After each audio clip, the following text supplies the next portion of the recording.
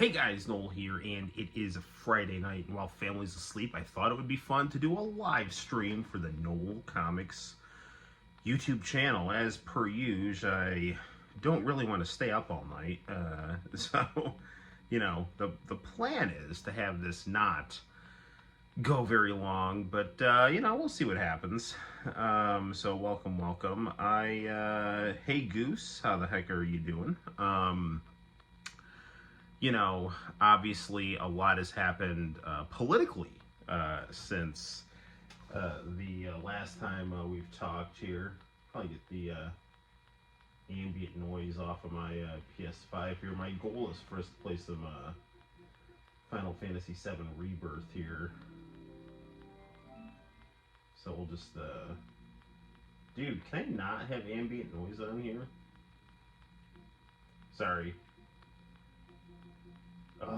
Whatever. Maybe if I go to this game library screen.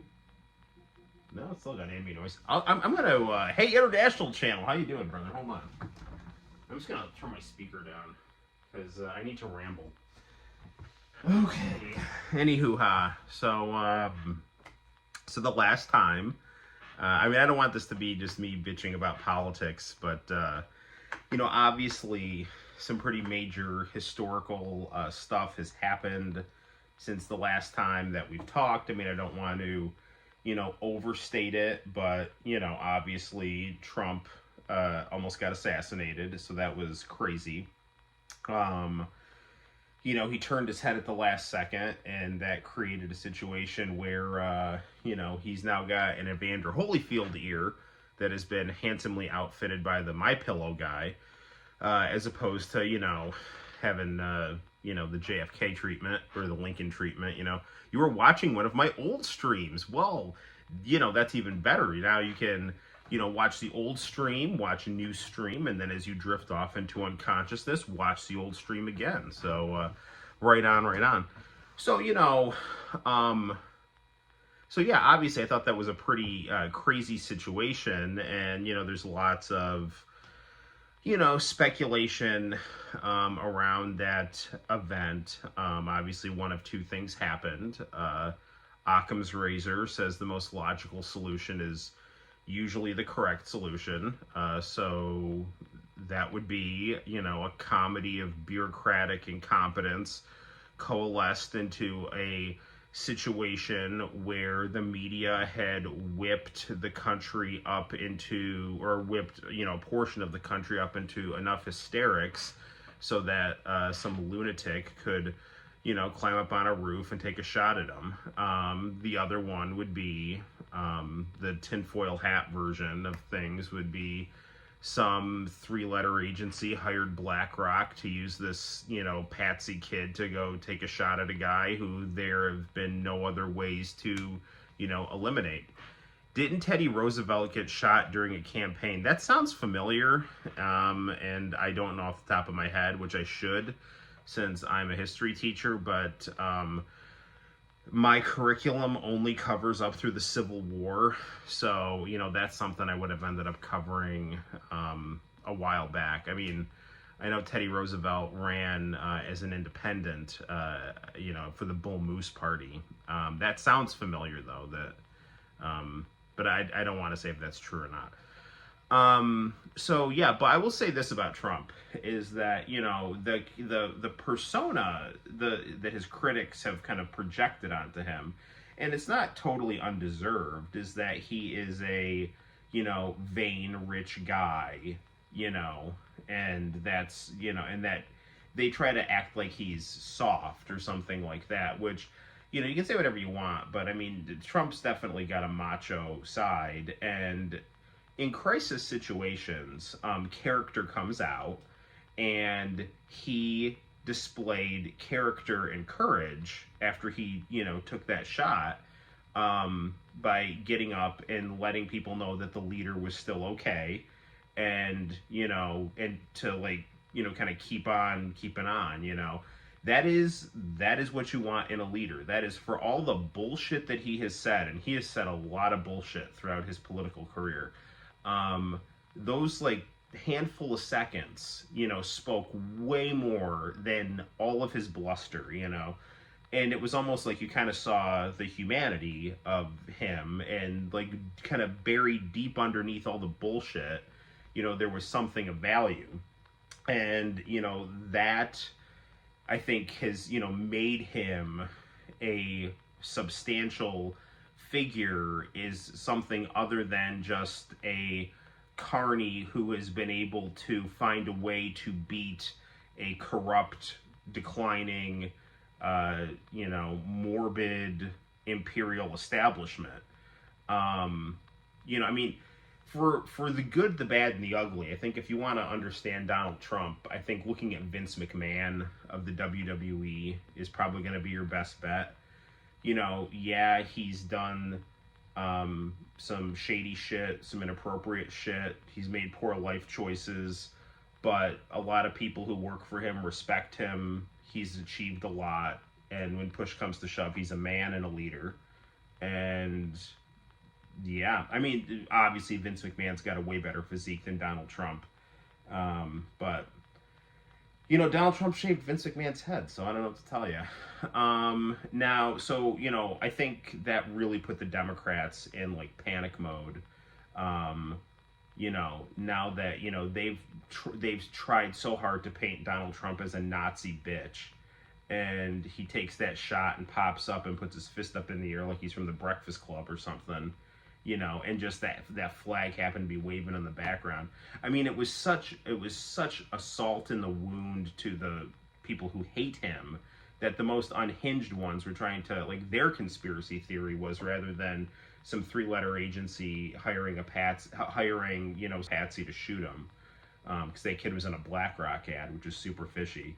Not that I'm not saying anything. I don't know. Like, it's probably just some idiot lunatic that, whatever. But, like, I don't have any proof of anything, and I don't want to get in trouble for saying anything or spreading any kind of hysteria or anything like that. I'm just trying to objectively tell you the different variables and ways to interpret that one event.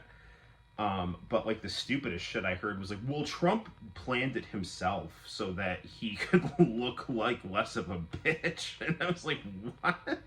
First of all, he's leading in all the polls. Like, after that debate performance, I mean, it's become evident that Joe Biden, like, what everybody already knew was that he was in severe cognitive decline and that he was a hack. And, that he just proved that on a national stage. So Trump is just winning in all the polls. He's winning in the swing states. And so what he's going to do to really put a bow on that is to risk getting his brains blown out by some, unhinged, 20-year-old nerd, and kill a guy in the process who's what are you talking about? And what if that kid missed and, like, blew his brain? Like, what? There is no logic to that idiot idea that Donald Trump tried to fake his own assassination. That was just, when push came to shove, he was a man, and you can say whatever you want about him, but that's one part of who he is.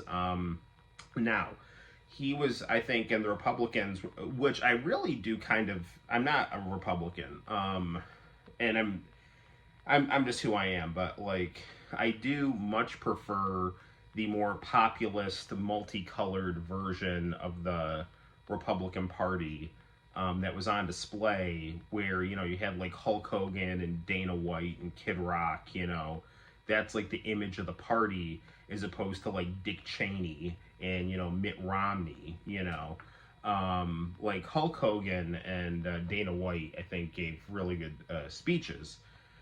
And in fact, I really think Hulk Hogan should be the press secretary moving forward. That would be hilarious, and it would make my life really just really good. I mean, come on. Who doesn't want to see Hulk Hogan as the press secretary? Well, let me tell you something, dudes.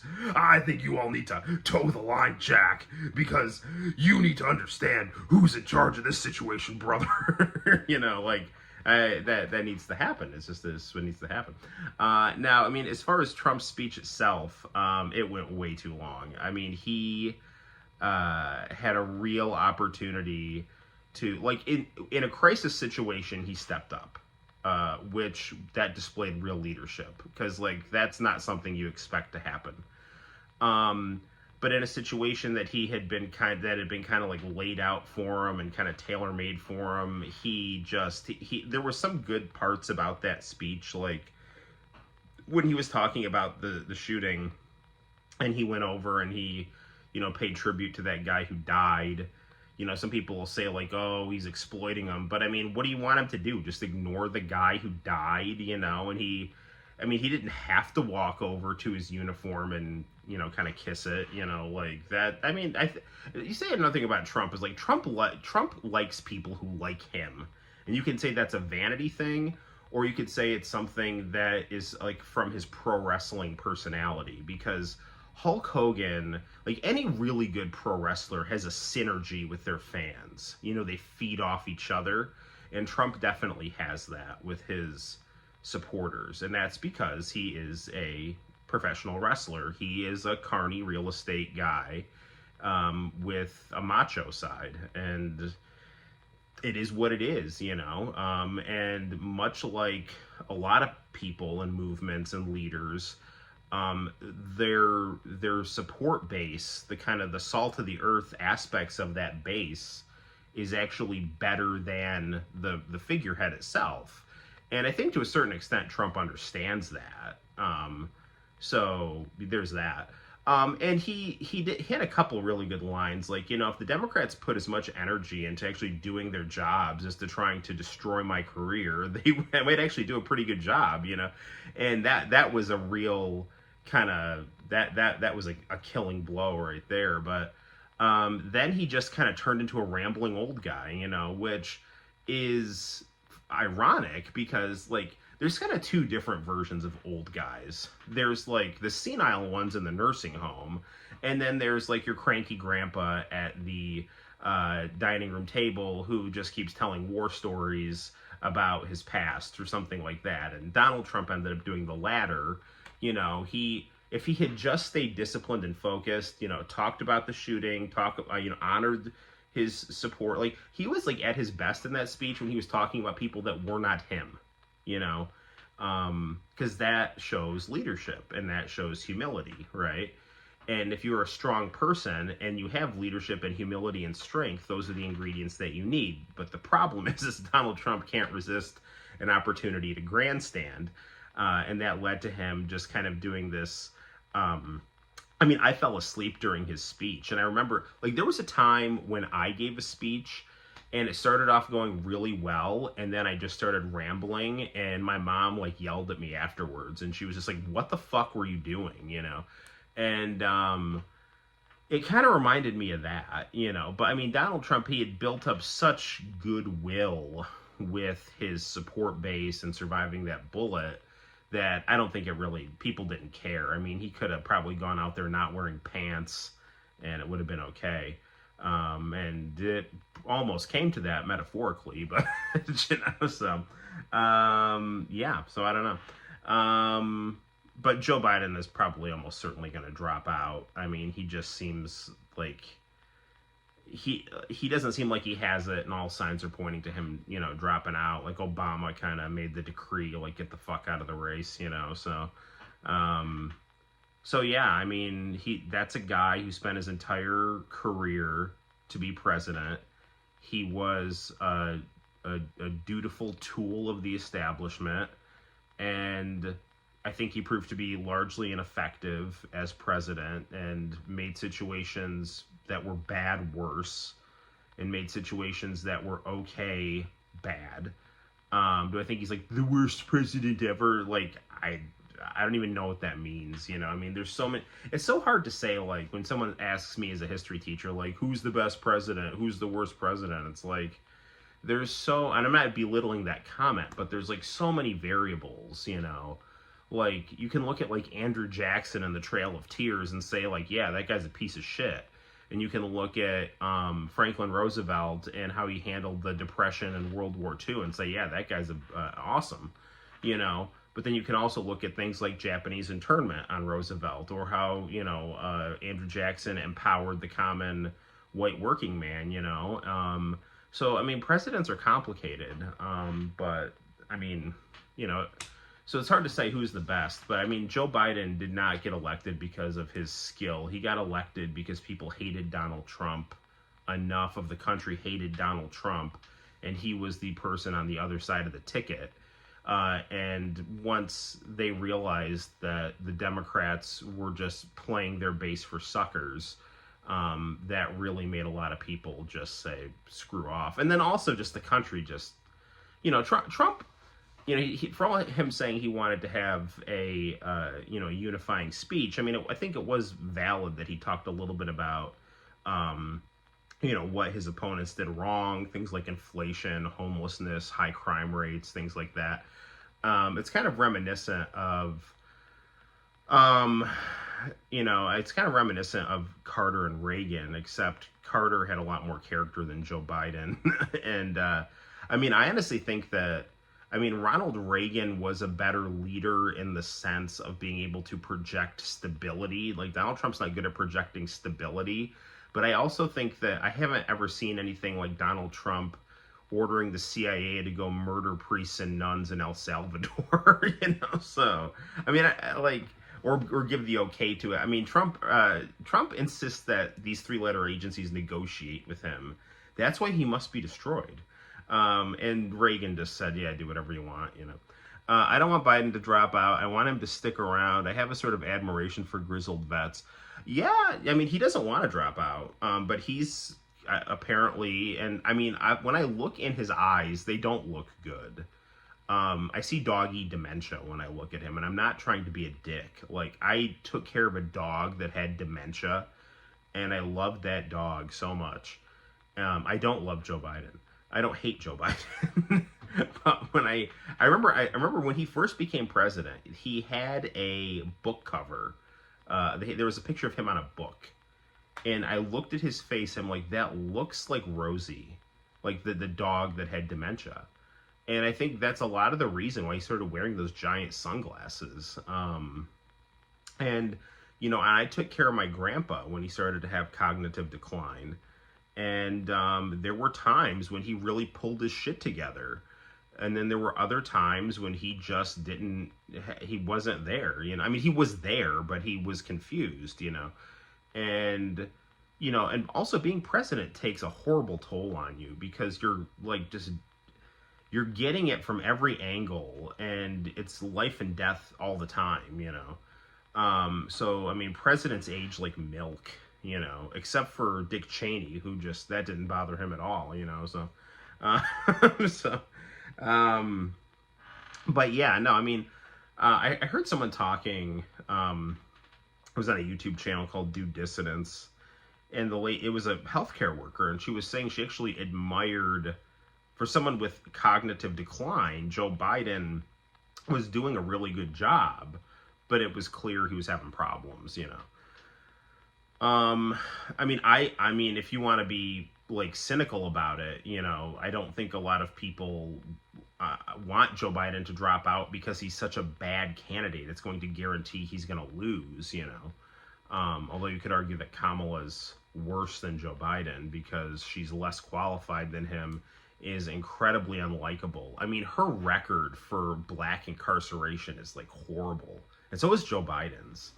Like, I remember hearing, like, Kamala, like, increasing, like, prison sentences so, like, that California could get, like, more cheap labor, and it's, like, stupid shit, like weed, you know? And, I mean, and if you're a pro-life person, I mean, Kamala was a total sociopath. I mean, she was, like, a vindictive lunatic to that guy who did that reporting on Planned Parenthood where, you know, he went in there with a hidden camera and people were saying all kinds of, like, disgusting stuff. And then, you know, he put that out there and she, like, ended up, like, locking him up for some, like, bullshit charges, you know, like, she just has a vibe of just being a cackling, smug, just unpleasant person, who is hyper ambitious and unethical. And, you know, you can have that, or you can have a WWE carny who knows how to take a bullet, you know, like, I mean, it says something about this country that Donald Trump is the last best hope of a lot of people. You know? Maybe, including, including myself to a certain extent. I mean, I don't. I mean, I wouldn't say I love or hate Donald Trump. I might say I have a degree of sympathy for elements of his base and elements of his message. I think he spends too much time talking about illegal immigrant boogeymen. Although I do know people who are very close to me that have, not very, but I have friends who have had kids that have died from fentanyl overdoses, and they'll say it's because of these drug dealers that are coming in, and they just put shit, they bring it over the border, and like, I mean, I got a close friend who's, I mean, he's a coach of mine, and yeah, they found his son dead, and he said it was fentanyl, so no, I mean, it's not a joke. So I don't know, but as someone who starts strong and starts to ramble, I understand what Donald Trump did on the convention night. But I mean, what he needed to do, I think, was, there were so many good RFK was my guy, but that's a story I like RFK. I honestly think that the best ticket would have been RFK, and I would have been Trump and RFK. But RFK he wants to run as an independent, and I think he probably disagrees with enough things about Trump. But I mean, and I'm sure I've heard that Trump wanted him, actually. And I mean, I think that would have been a compelling ticket if you're kind of like going on the outsider anti-establishment ticket, which Trump is kind of, they both have that. So, but I guess RFK he wants to run, and he doesn't want to be second fiddle. And I mean, whatever, I understand, I mean, I think RFK is going to take is not going to take any votes away from Joe Biden. I mean, if anything, he would be taking votes away from Trump, because the people who are voting for Joe Biden aren't voting for Joe Biden because they like Joe Biden. They're voting for Joe Biden because they hate Donald Trump. Like, they just hate that. I mean, there are just people that hate him and view him as literally worse than Satan. I mean, I've seen people post things from the Facebook page of the Church of Satan, and it's a lot of anti-Trump stuff. So it's like, I don't know if that's a joke or not, but like, I see stuff like that, and there are some people that they just turn violent when you mention Trump's name, and like, that's not normal, I don't hate Joe Biden. Like, you can vote for Joe Biden. Like, sometimes, like, I've had arguments with some people. Well, I'm going to vote for Joe Biden. Like, go and vote for Joe Biden. I don't care. Like, do your thing, just whatever. Like, seriously. And if you like Joe Biden, cool. I mean, it's certainly not anything unusual. I mean, Joe Biden is just Bill Clinton with cognitive decline, or, yeah, I mean, that's what it is. I mean, Bill Clinton destroyed the Democrats in terms of having any kind of real distinguishability from the Republican Party outside of abortion, Like, the only thing really distinguishing the Democrats and the Republicans are those culture issues, And, I mean, I don't really feel like talking about that right now, but I mean, I definitely fall on one side of those issues, and it's the one that I feel is if you don't want it done to yourself, don't do it to other people. So I don't know. I guess the other thing that's been coming up as a result of all this stuff is when I first got on TikTok, I started seeing these videos of this guy named Destiny, who was a sociopathic douchebag. Hold on, I have water.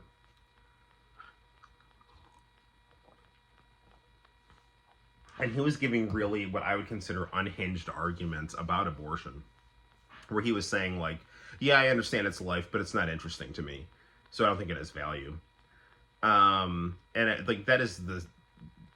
that's a very dangerous way to think. Or he'd be like, oh, well, it's the consciousness determines life. It's like, so if you're asleep, you can hurt someone. Or like, well, it hasn't happened. Like, stuff hasn't happened yet. It's like, so it's like, if you're I mean, like the argument of like, oh well, a baby isn't walking yet, so you should be able to cut up its legs. It's not using its legs, you know. Like, I mean, he didn't say that, but it's like there's these kinds of arguments. Like he was just saying like he understood it was life, but he didn't care because he didn't value that type of life, you know.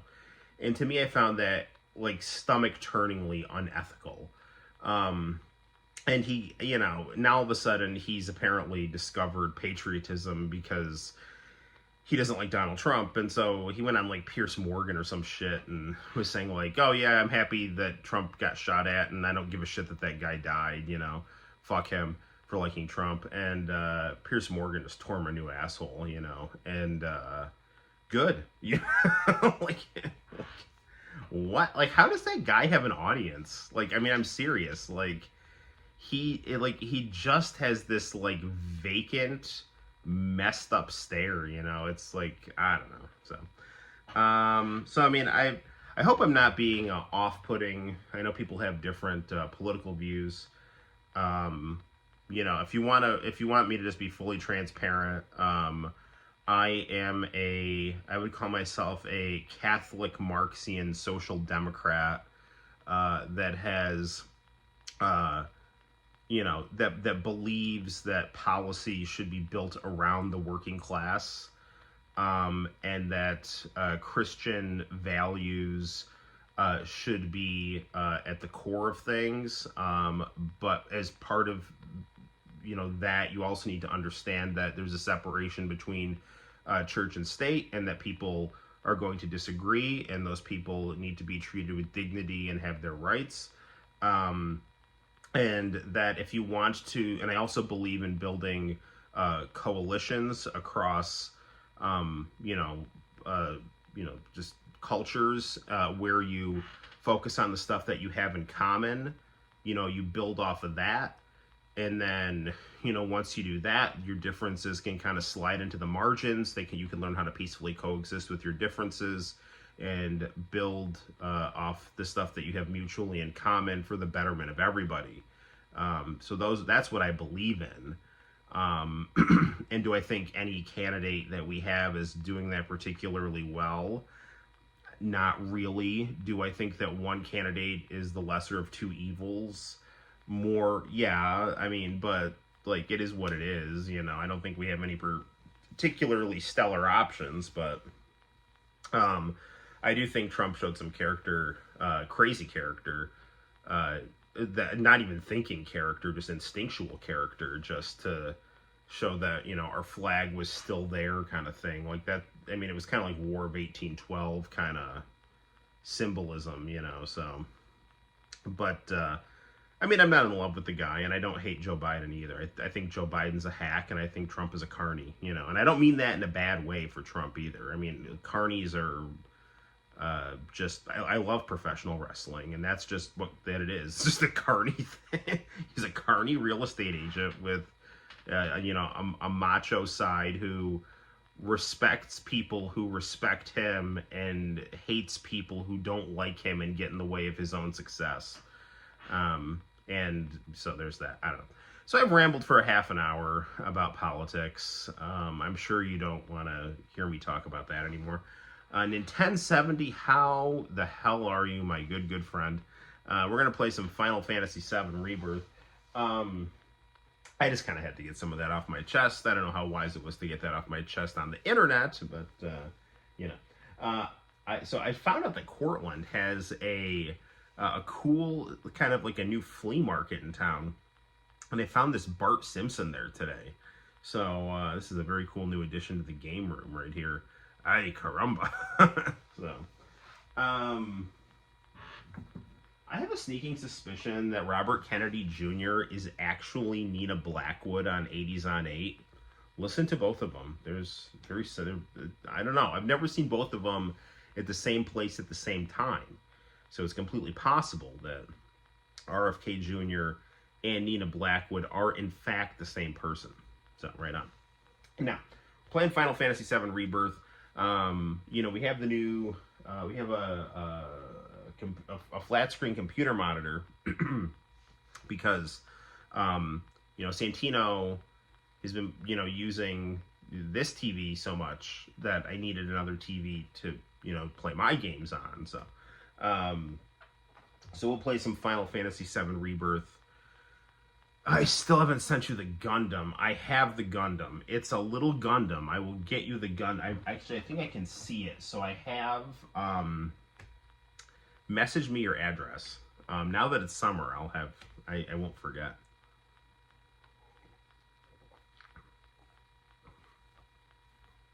Are you doing good? You got the Nintendo World NES Championship Edition. Cool, man. How much did that cost you?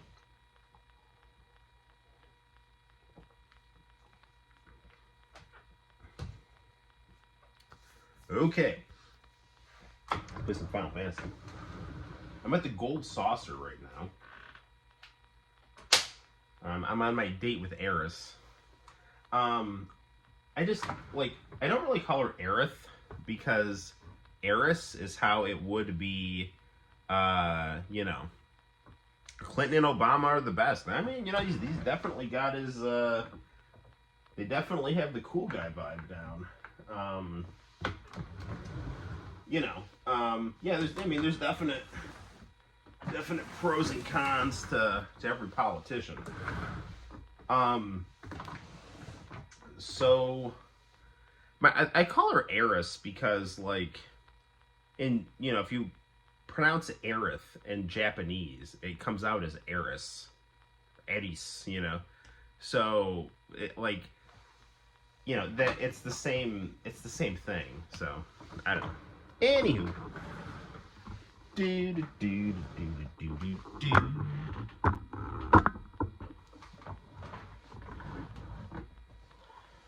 Okay. How do you want to frame this here? I Bart. The Bart. The. Tina and Eris, yes.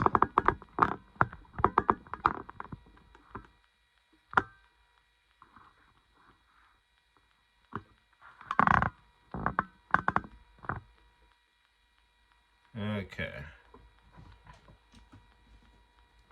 I think we're good. I'll just move Bart out of the way here. Alright.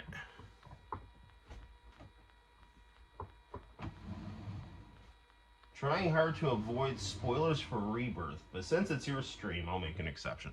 I'm at the Gold Saucer, so I don't really know what's going on here. So far, it's just been really similar to the actual original story, but there have been just these random scenes where, it seems like there's an alternate timeline going on with Zack, and it appears that a lot of the people seem to be dead, except for Eris and Cloud. I don't know what's going on exactly, so... sorry. Okay, I think that'll do well.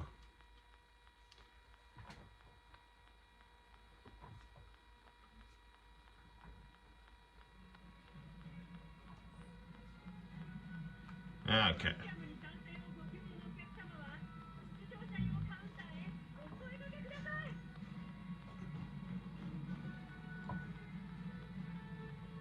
Okie dokie.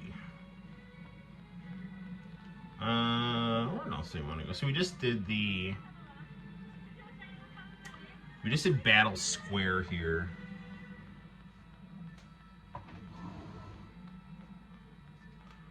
So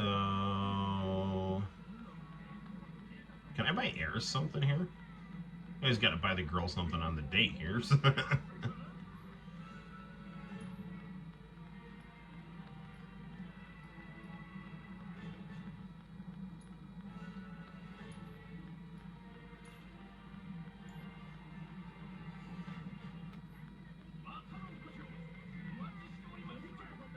I mean, I don't really know if that did anything, but whatever.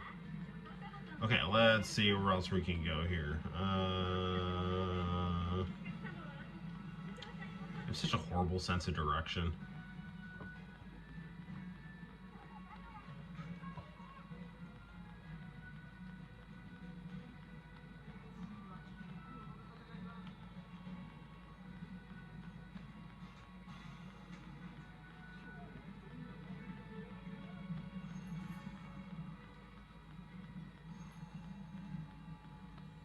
Yeah, so, I mean, thus far, it's just been a lot of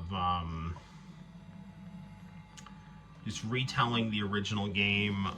Like the original, there has been a lot of just kind of. It seems like they're kind of padding things out with kind of like extra.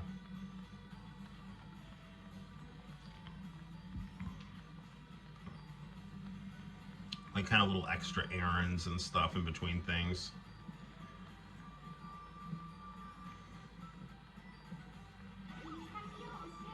Alright, where to go here? Chocobo Square. Wonderment Square. So let's go to Fantasy World here.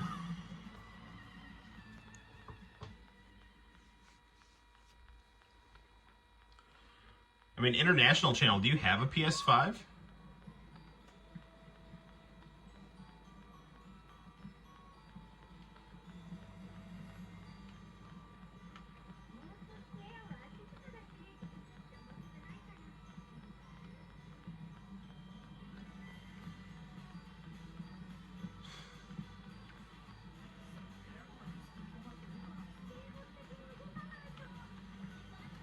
I know Nick, who comes by the streams quite a bit, has beaten this game. I really want to beat this over the summer, because... Actually, I'd like to beat this and some other stuff over the summer, too, so... Hey, it's Kate Sith. What is he doing here? Just hanging out with balloons.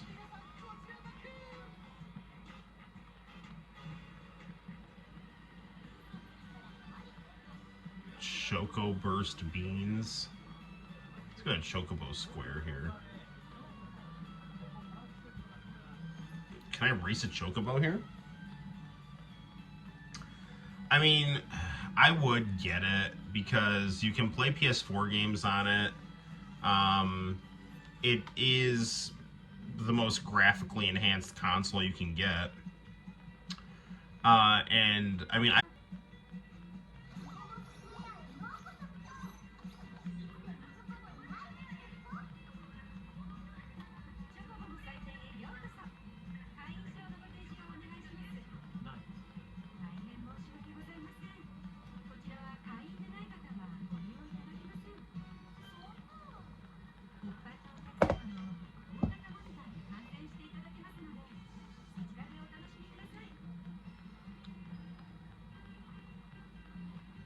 can I become a member?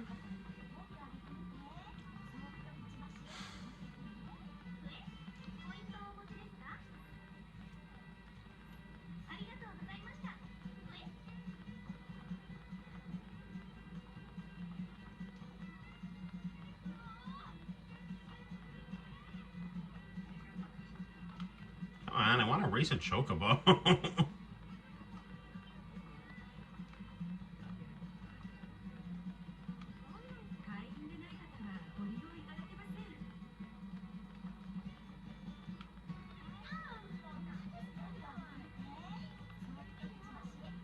It is interesting to, you know, see the original PlayStation stuff in this way. You know, to kind of see the gold saucer shown in modern graphics. Oh, look, it's Tifa. This might be awkward.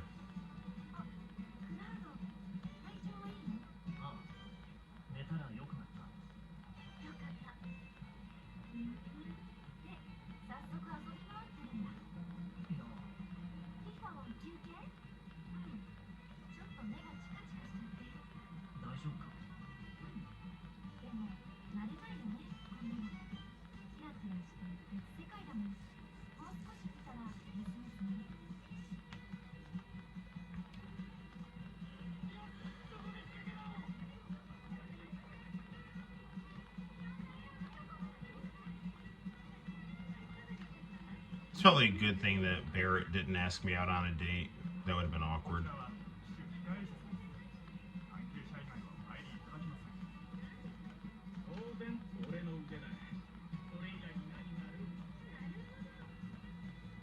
Oh, look, it's Noah, known in some circles as Dr. Radstone.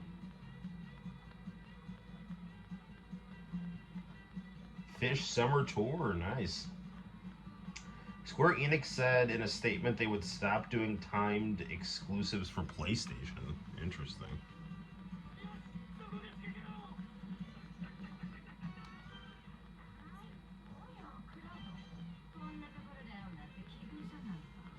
I mean, I don't know. I mean, I really do like my PS5. I would say it's the console I've been playing the most. Before that, I was playing my Switch. I love my Switch. In fact, I've been thinking about I've always been thinking about getting another Switch. Because Santino and I both play the Switch so much. I mean, the Switch is an awesome console. But, I mean, a PS5 is worth getting. Just because if you want a current console, it's the one to get for graphical fidelity and best range of games. If it's on the Switch, it's probably on the PS5 too, unless it's a Nintendo game.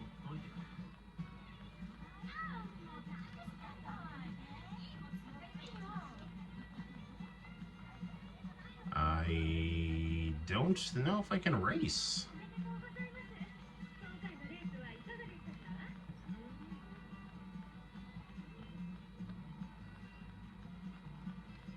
In the other game, I'm pretty sure I could race.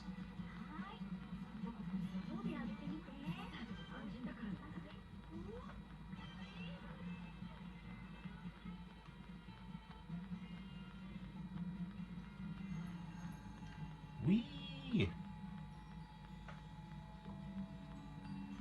Well, Dr. Radstone, hopefully you're enjoying the Fish Summer Tour and all that it has to offer. And your summer in general. I'm very much so enjoying my time off.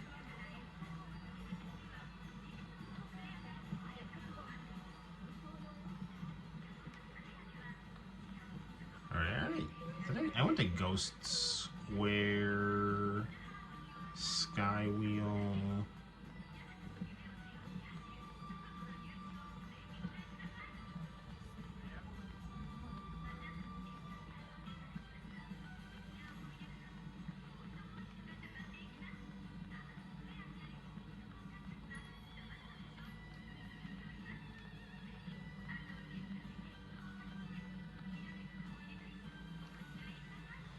This game is very pretty.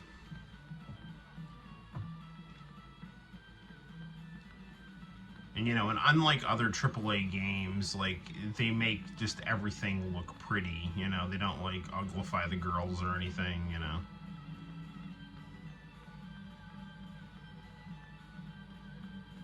Dude, I saw some pictures of Jean Grey from that new Wolverine game. I'm not gonna lie, I kind of threw up a little in my mouth.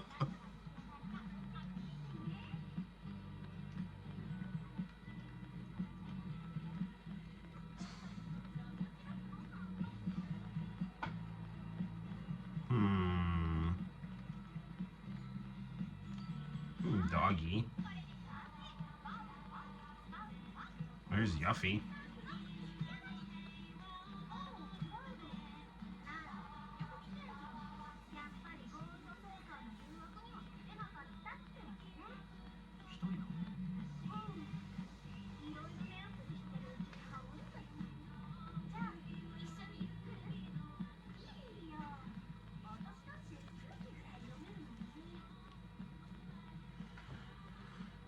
I hope there's a QTE sequence here where I can push Eris out of the way of Sephiroth coming down to impale her.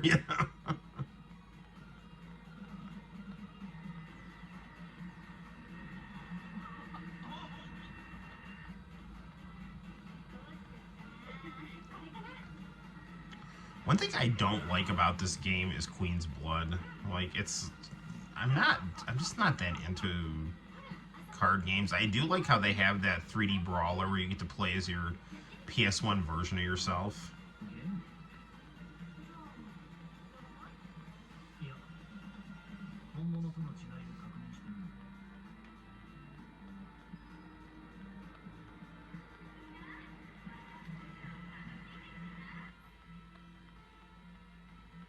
Ooh, I get to play the bike game again. Dude, that MJF Osprey match was nuts.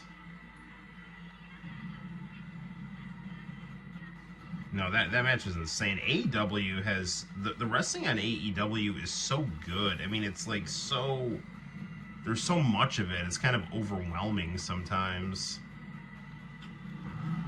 Which, I mean, I don't mind. You know, that's their thing. Like, they want to do like just very in-depth kind of indie Japanese style wrestling. You know, and that's cool.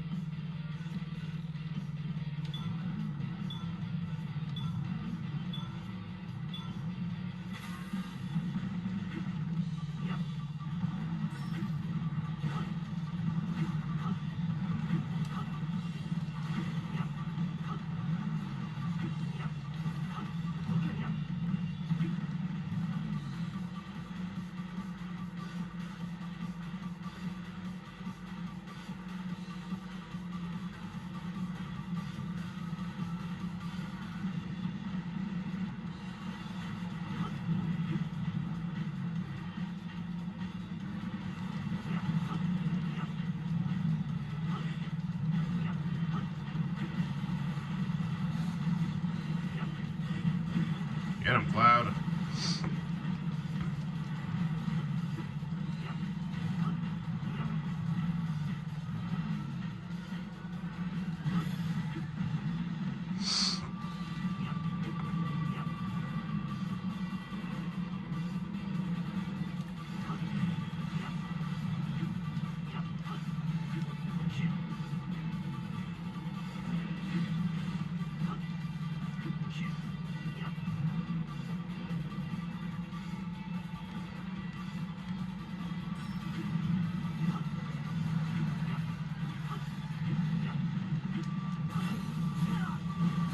There we go.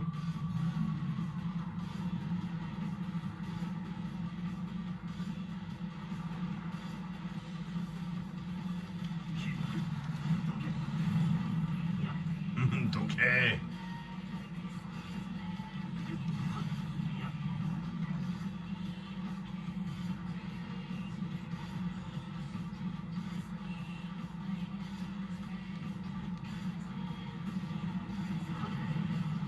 Ah, sweet, sweet Final Fantasy VII bike game.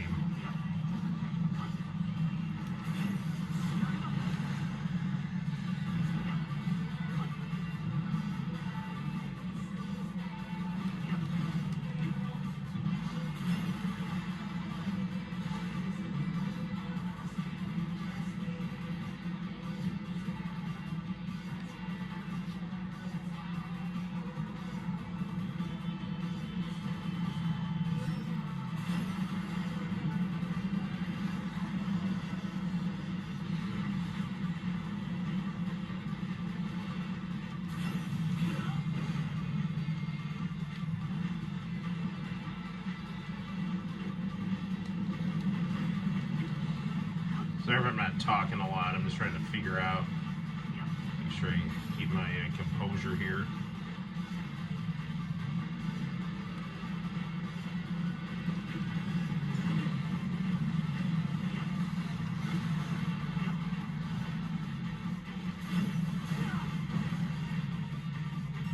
That should do it, right? Take everyone else out.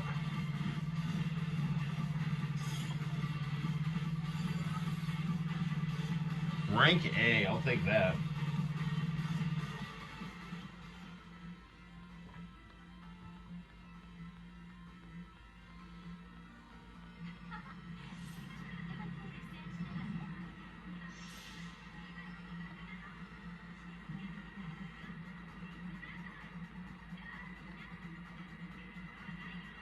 I want to do the 3D brawler, where I can play as my PlayStation avatar.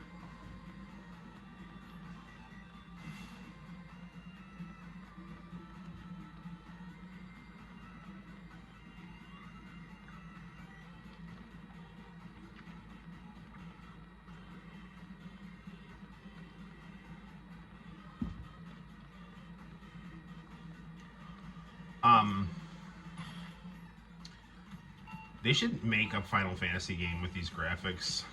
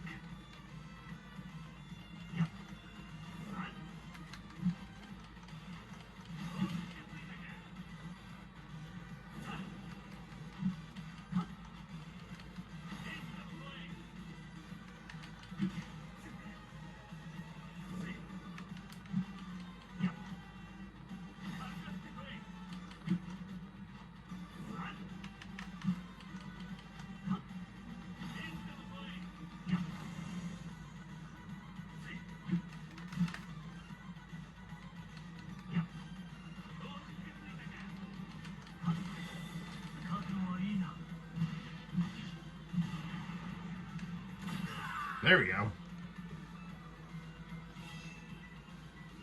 Oh, dude, I'd love a new Air Guys game. I think it's so cool though, seeing the polygonal version of Cloud, like in HD. You know, like they could do such a good job making doing either a version of this game with those graphics, or doing like a side story game with these graphics. You know.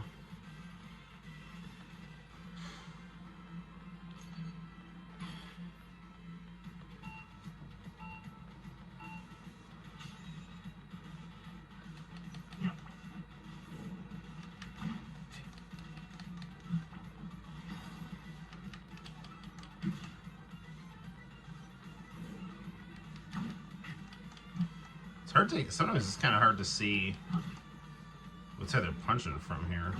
Damn it.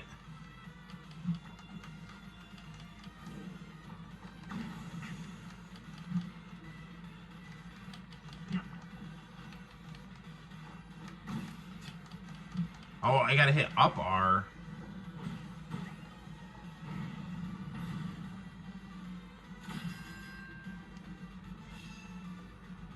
I'm gonna retry that.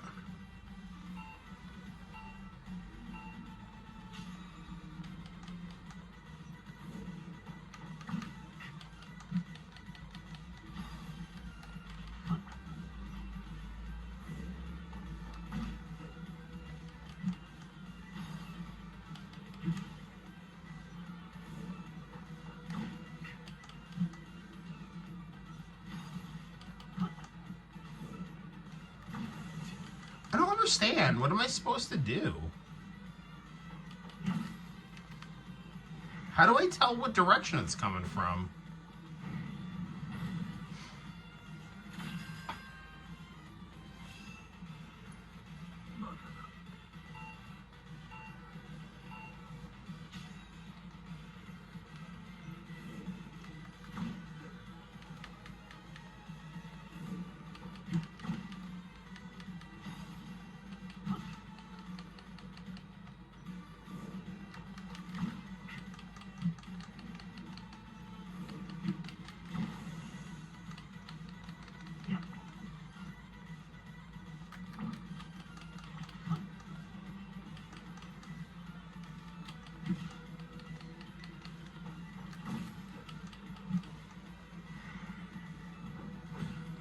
I don't understand, because like there's times when I'll dodge, but it's wanting me to go up or down instead of to the side. I'll do it with one more try.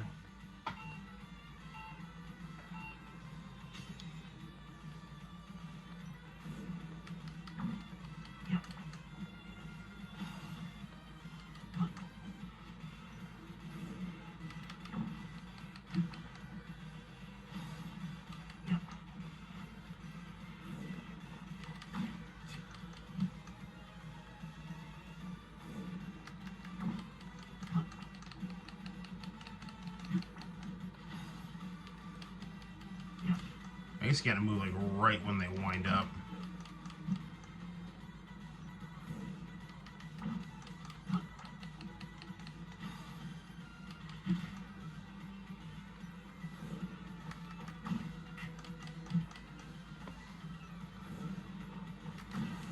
Dude, I dodged.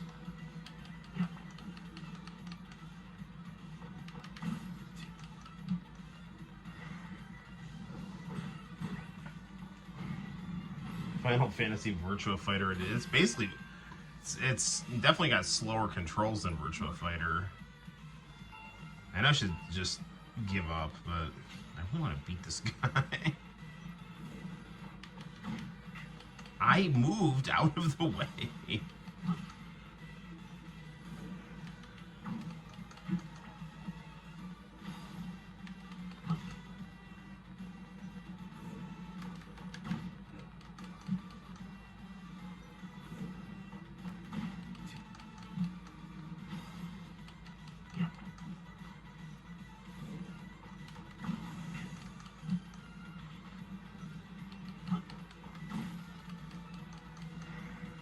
Whatever.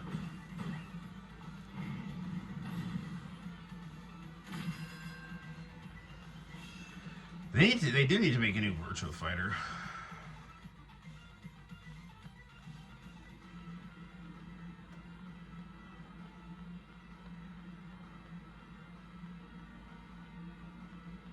Do I have to? Okay, no, that's okay.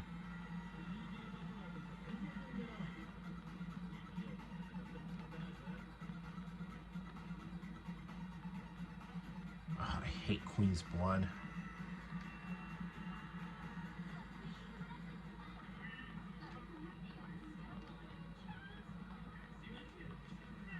I mean, I don't hate it, but it's just like, I don't know.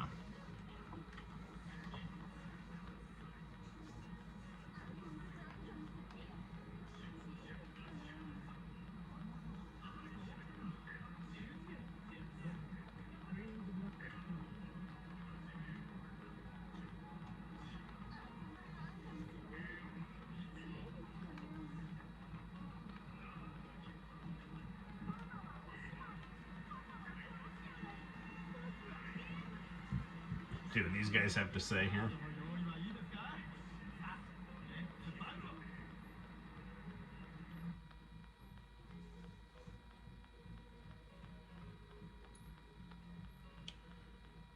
Alright, whatever.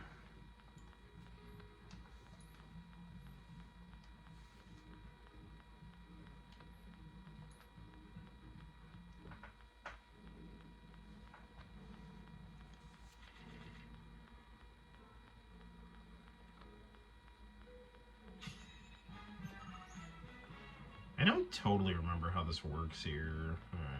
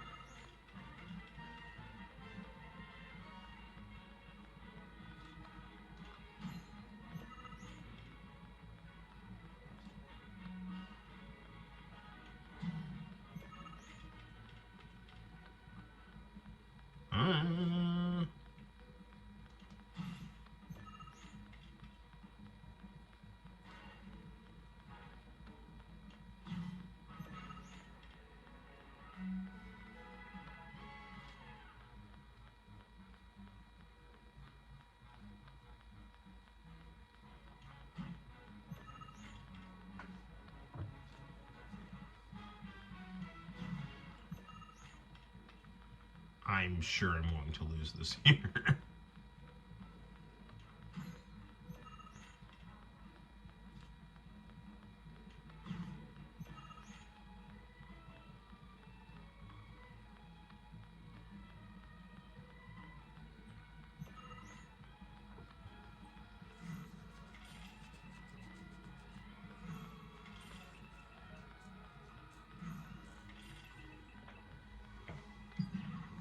Well, that's the end of that.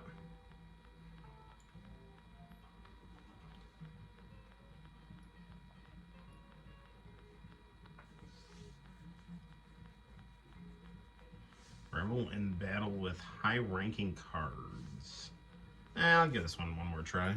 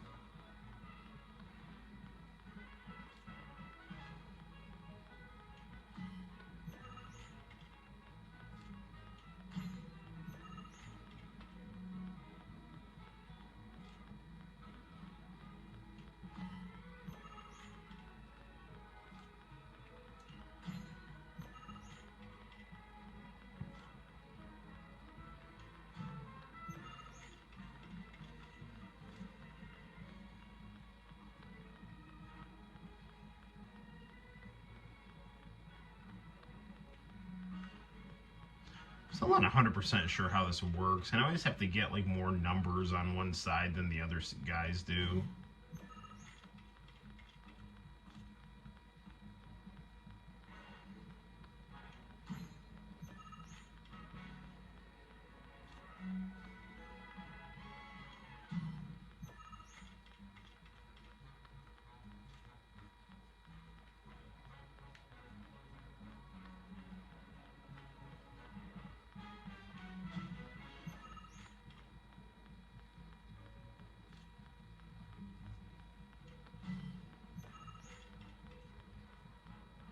That's gonna do it.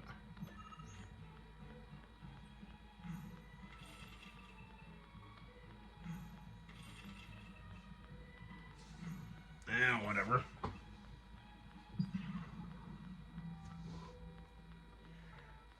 There is one part of the game where you do have to play it, but it's not required past that one point. So I want to do one more. I'm gonna try the 3D Brawl one more time.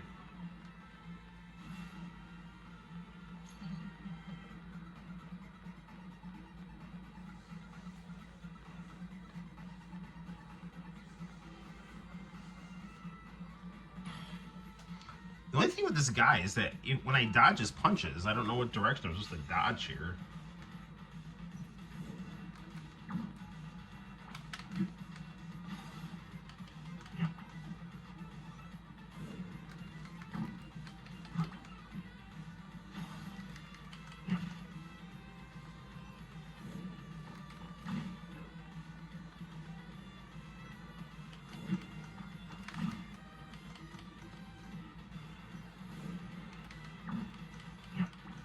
You really have to, I think, just like dodge immediately, like the second he moves. Nah, I did that too. It didn't work.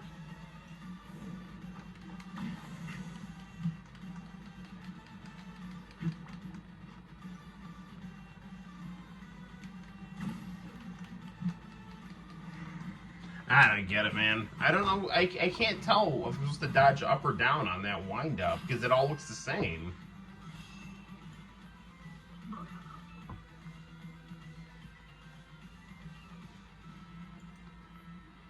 Alright, I think we're done here.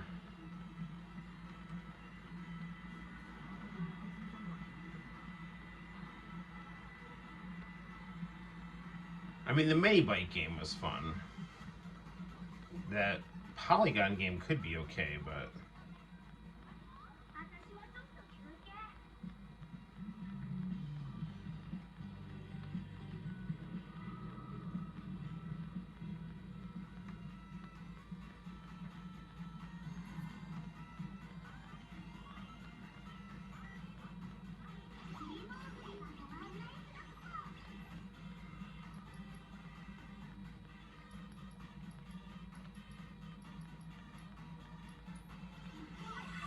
How come Speed Square is still locked?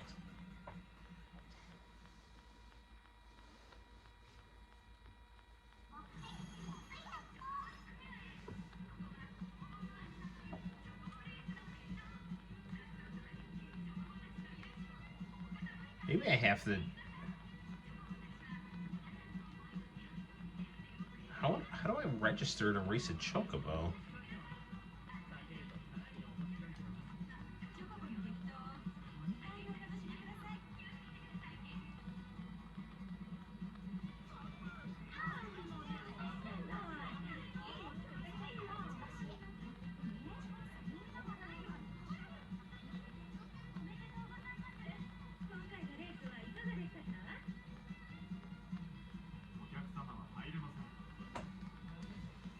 I guess there's still nothing I can do here.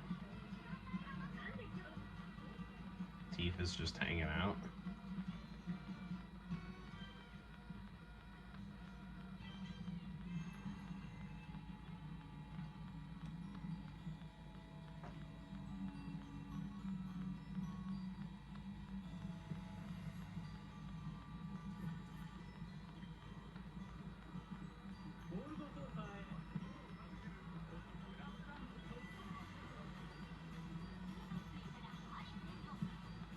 So you can't try any Cactuar ice cream.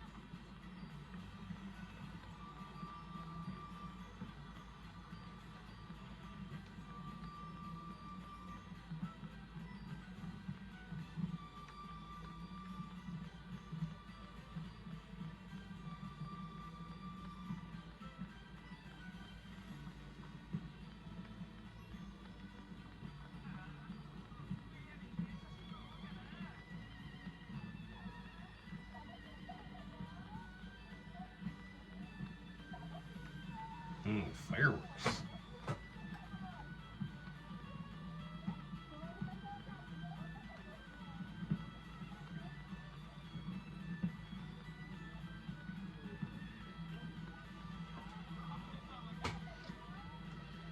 Yeah, it's interesting. So I've noticed this monitor. This works in, I guess, like 1440p as opposed to 4K. And I have it going through a display port. I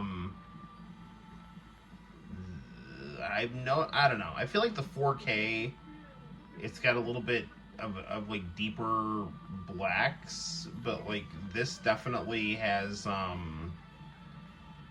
think it's got a brighter, smoother picture. So I don't know. There's pros and cons, I guess, to each method. But I've noticed this monitor, like, I guess it's designed to have smooth movement of images more than, I guess, a standard 4K.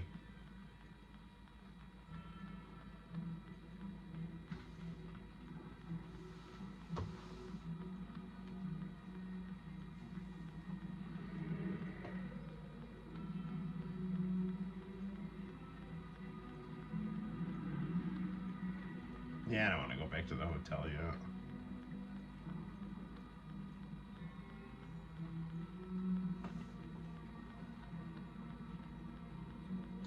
I actually have tried playing these on a PVM, and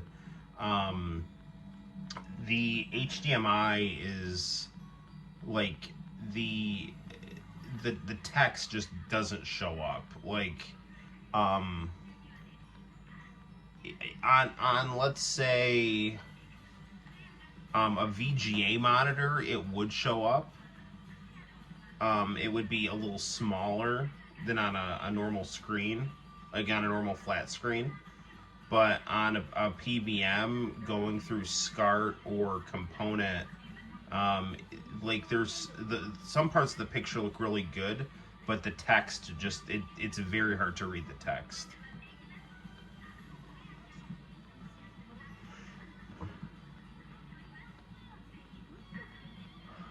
But I have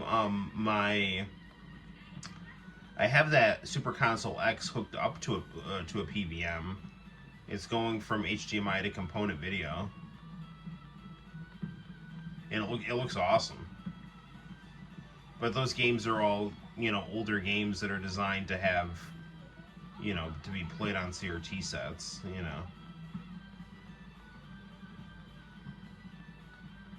Ooh, Buggy Park.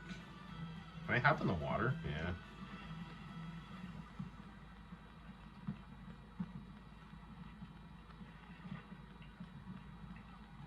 Me and Eris were like jumping in a fountain.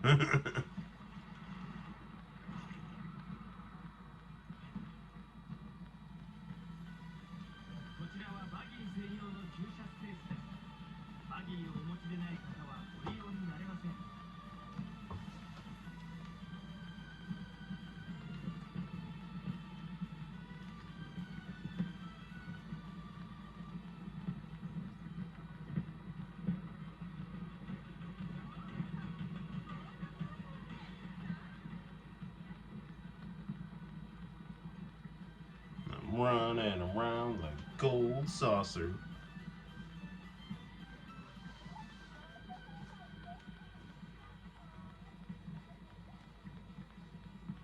I should probably pull up a walkthrough because I don't really know.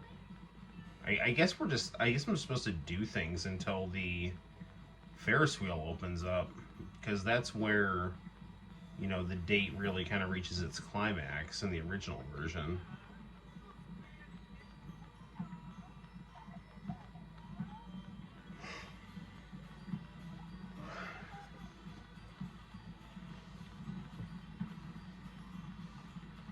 I really need to make a comic book with hot-blooded Detective Joe. I have no sense of direction.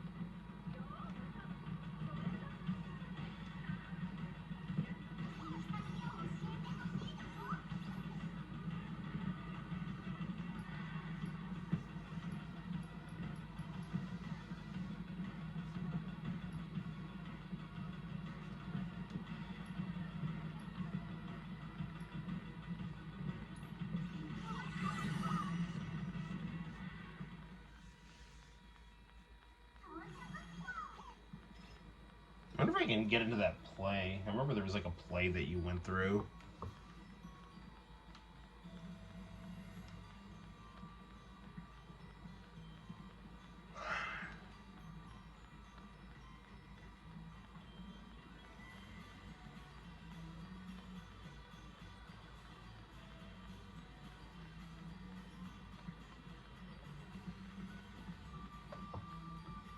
Yes, this is the date with Eris.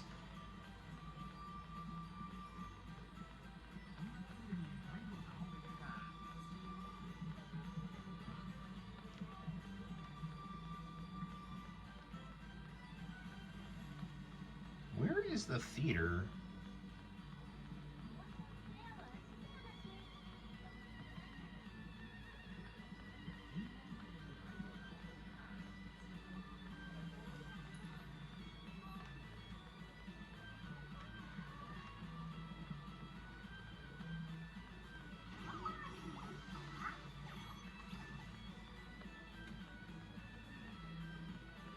Golden Theater.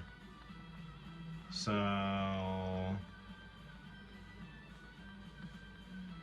Fantasy World. So I gotta go. I look like I gotta go like downstairs.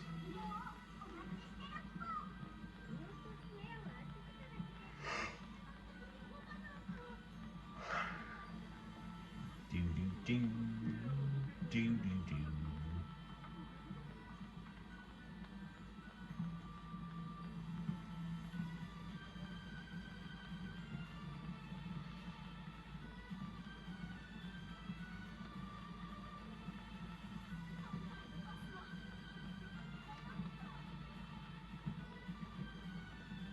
This reminds me of when I took the family to Legoland. Where everything is made of Legos. Even the food.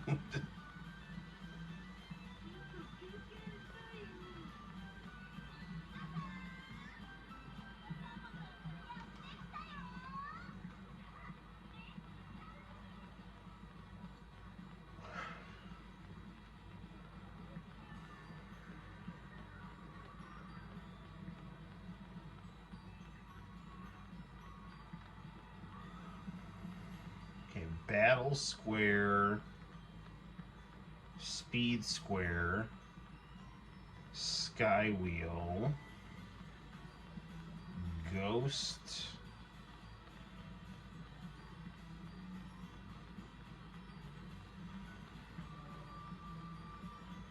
let's go with the speed one, I guess.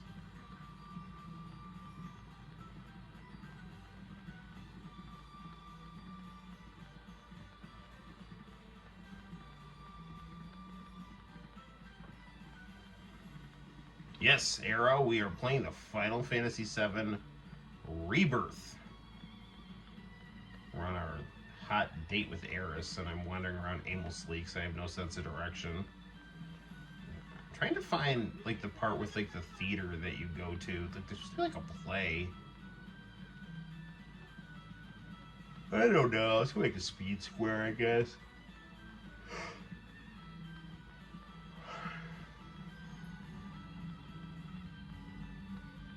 Remember, Noel, it's about the journey, not the destination. I agree.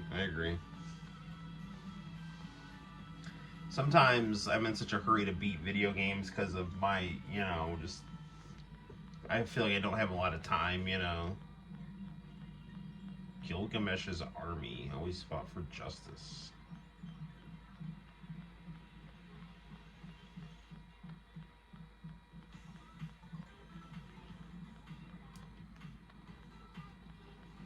This is like a Power Rangers thing.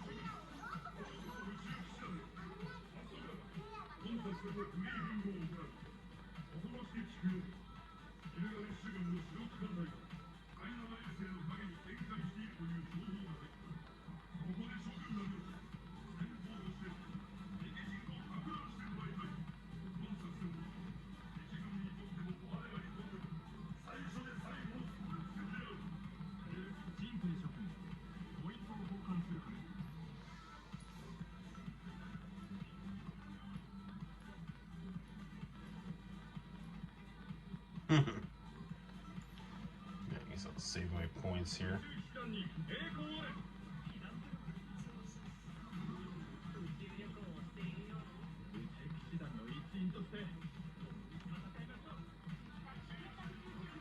Galactic Saviors.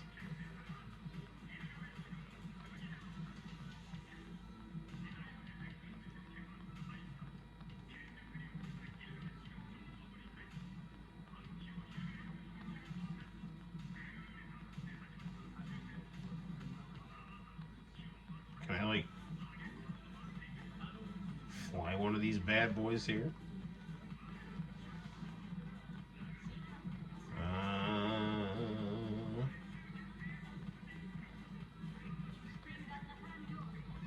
There we go.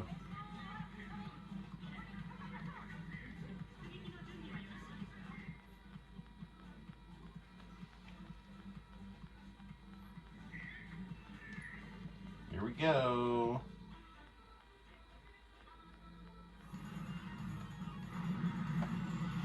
Wasn't the play from the event square in the original? Yeah, I think so.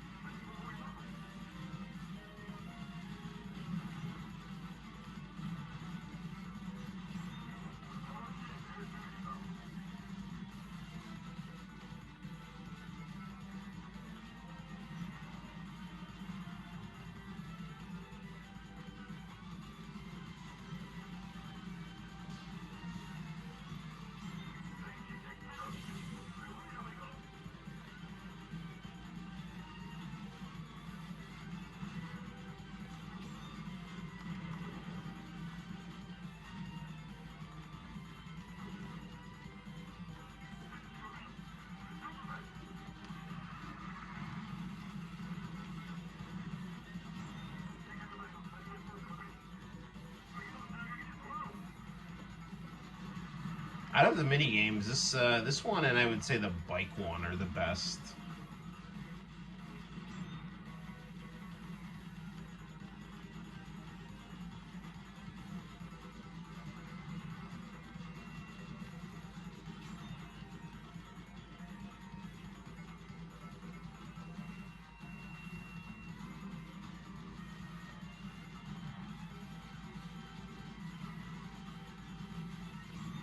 There we go.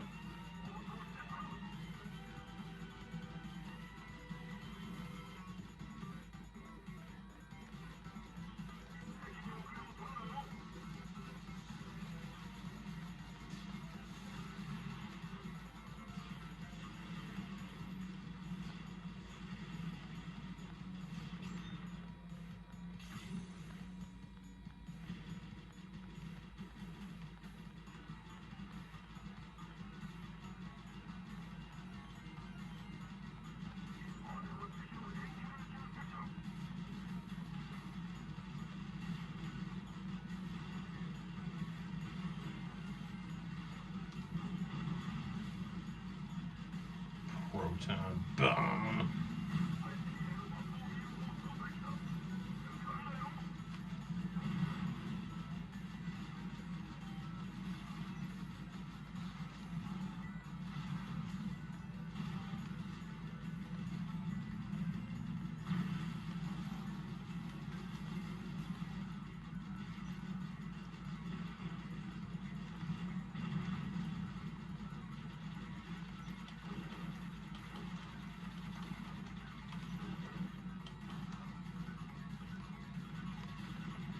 I mean, this game, they probably could have just sold this game as a budget title and it would have been pretty good.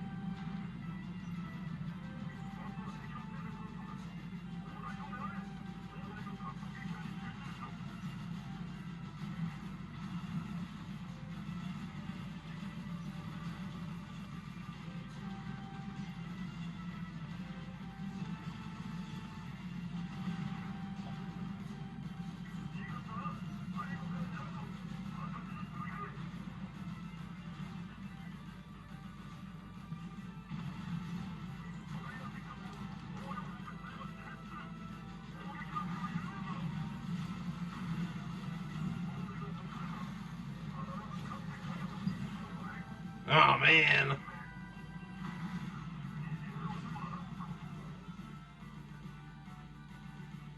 That was fun, though.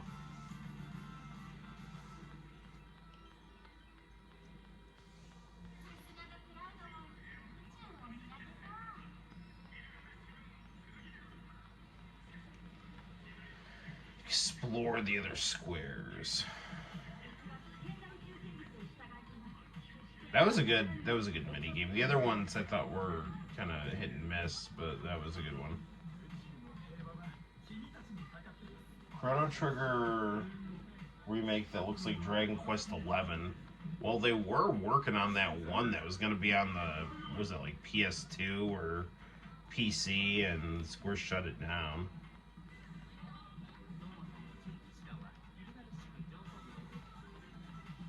And then proceeded to do, you know, like nothing.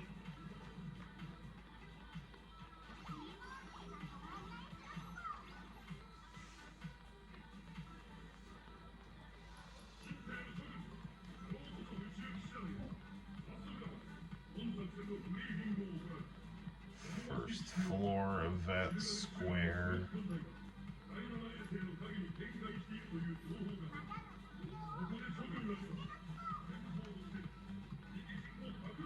So maybe I'll have him teleport me to the second floor and then I can try to work my way down.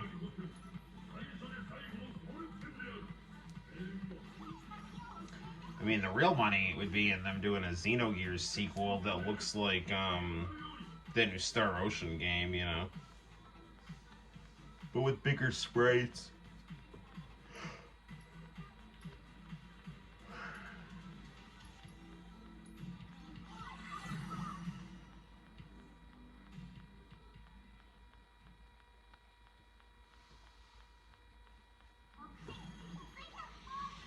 I have two versions of Dragon Quest XI. I have it on the Switch and I have it on the PS4. The Switch one is cool because I kind of want to play it in the pixel art version. And I feel like that would be kind of wasting my experience to check out the new graphics.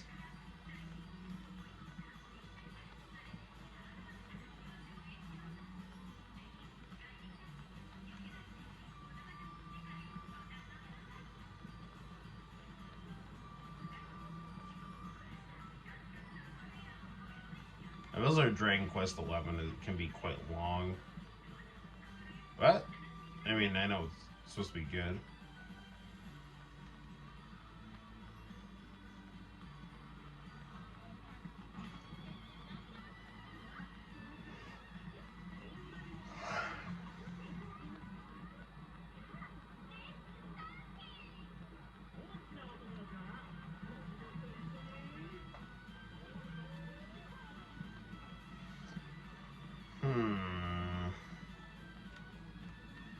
Event Square. Here we go.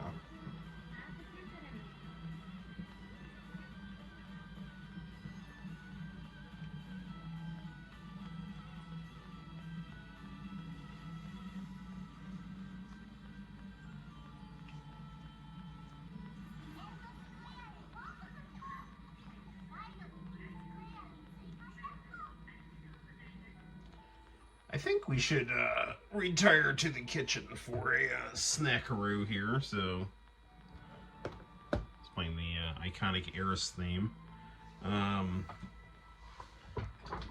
Okay. Well, they really don't like my main ACC commenting. Dude, what are they doing to you, man?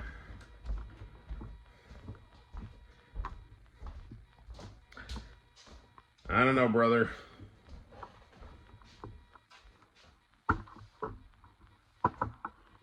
Okay, let's see. What do we have in our good friend the fridge? We do have a breadstick, so that's good. We'll try breadstick here.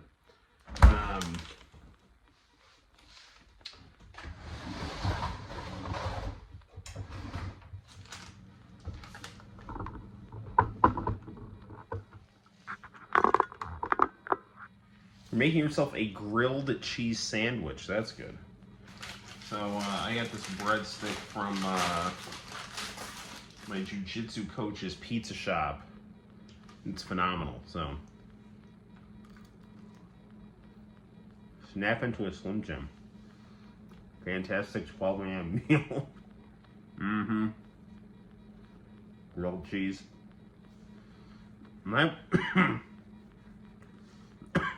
my wife makes grilled cheese with mayonnaise instead of butter. I don't like it. I insist she uses butter or some kind of butter substitute, you know. Mm-hmm. Well, Arrow, hopefully you're enjoying the stream and enjoying your summer. Mm-hmm. Mm-hmm.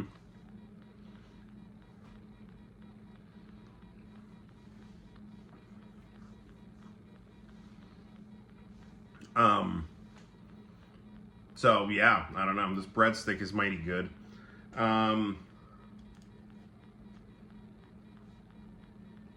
my spare time, I've been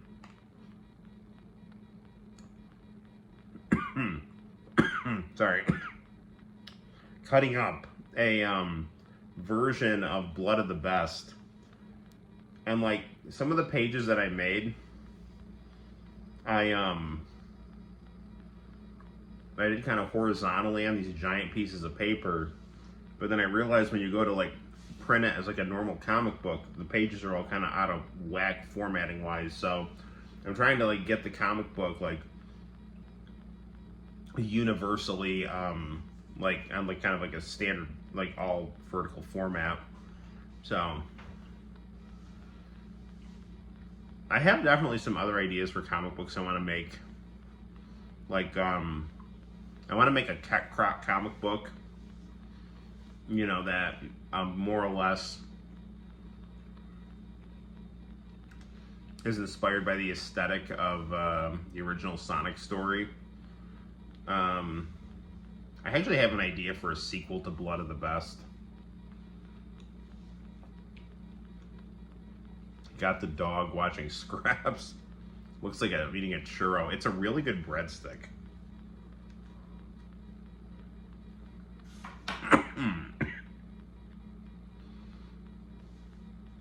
Yes, it's an Italian churro. Mm-hmm. I got a new cover for my Pac-Man cabinet, but the stick doesn't work. I saw some lady on Facebook Marketplace, like town over, has a Ms. Pac-Man arcade cabinet.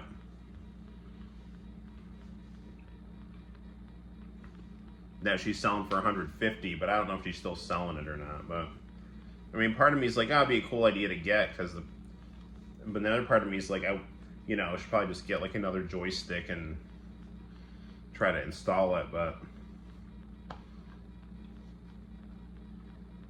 I mean, that cabinet came from the comic shop, so I have kind of a sentimental attachment to it. But the stick doesn't work. It's like you can't play Pac-Man if you can't if you can't turn left, you know. you can't turn left.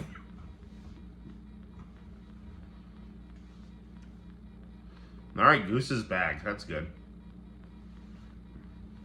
Laura's taking a break, eating breadsticks.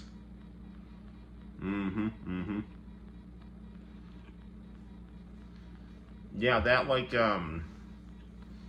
that flea market that they got in Cortland, that was cool. Like they had like records and cassette tapes. Like I got also some really cool like drawers for tapes and CDs.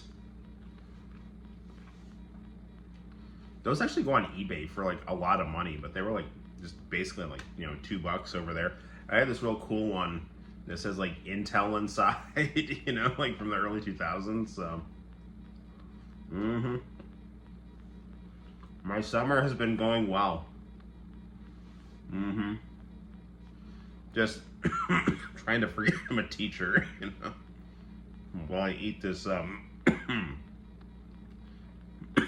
heavily seasoned breadstick at 12 o'clock in the night.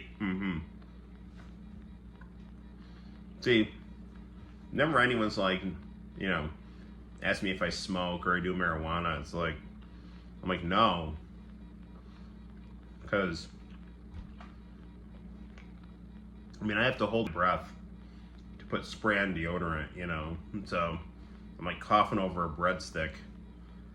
I'm not like into inhaling things, you know, so.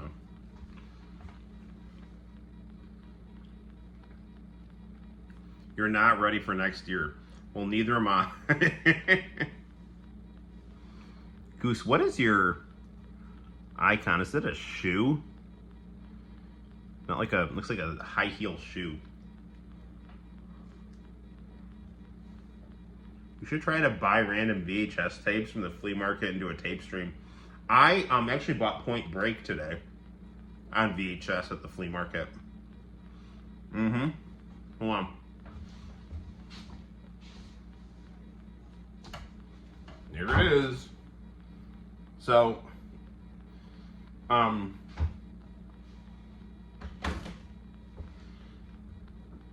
got Point Break.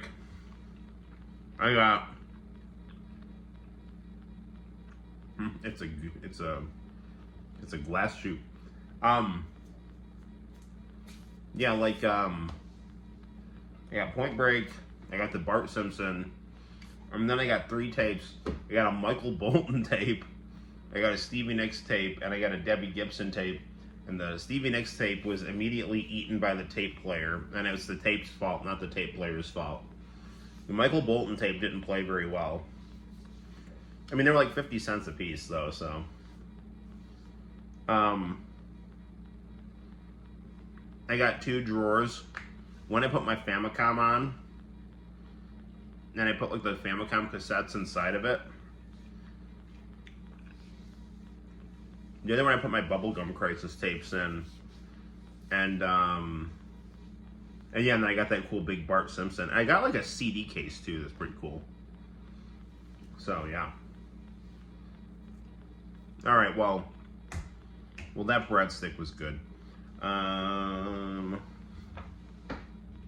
What else do we have in the fridge? I mean, we have spaghetti.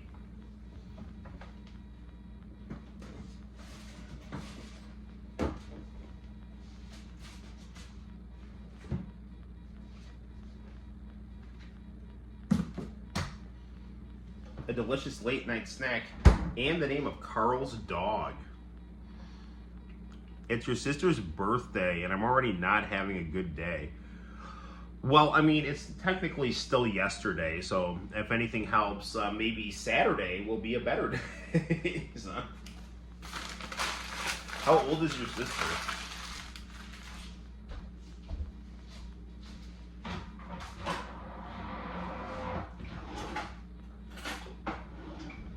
Hold on. Oops.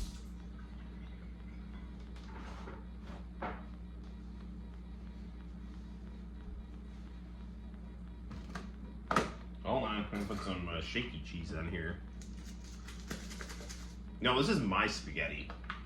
I actually think I make better spaghetti than my mom. My mom doesn't like, she turned 12. Well, wait, am I getting this kid as a student? Wait, Goose, who are you? Are you a student of mine, or are you just like someone on the stream? You just turned 13 not long ago, so you're 10 days apart. That's crazy. You guys are Irish twins.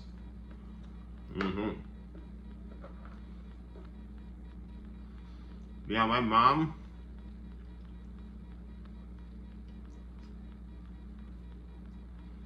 she tends to leave the spaghetti in too long. You can't just leave it. You gotta watch it. You gotta stir it. You gotta wait for it to be like hard, but not crunchy hard. You were a student. That's cool. Well, if I have your sister, hopefully she's not a brat.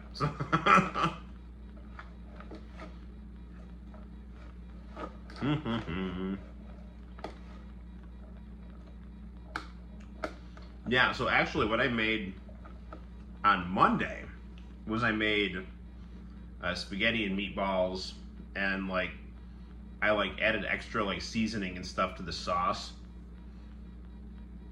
I put a pinch of sugar in it. It's good stuff. Angel hair. That's what you got to do. Your sister goes to almost. Okay. Oh, what? Elmira.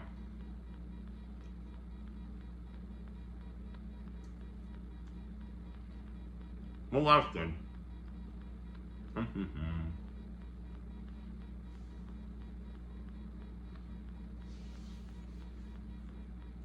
The good news is there's plenty of time to have a better day. So, watch the rest of the live stream, get some Z's, wake up, and hit your weekend with a good foot forward. Right on, right on.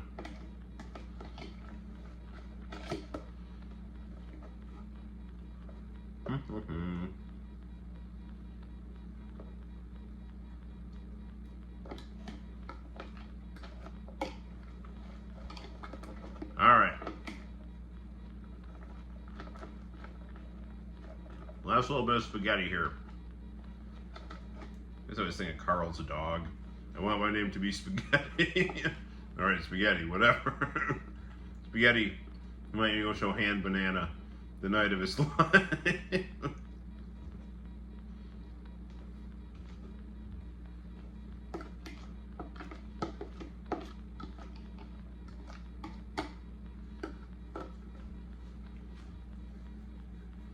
All right.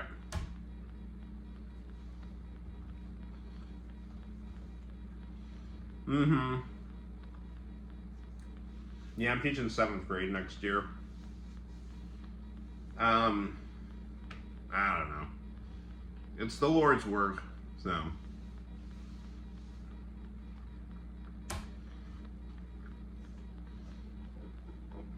It feeds my family, so.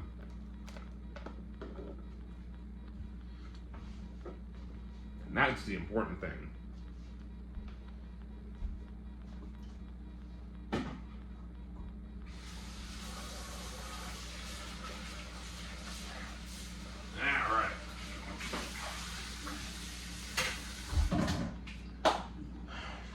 Down more gaming.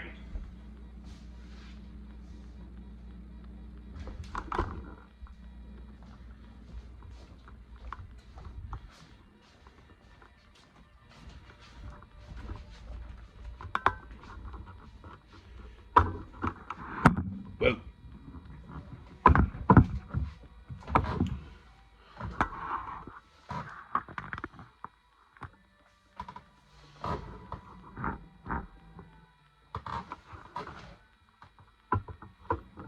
Hang on, guys.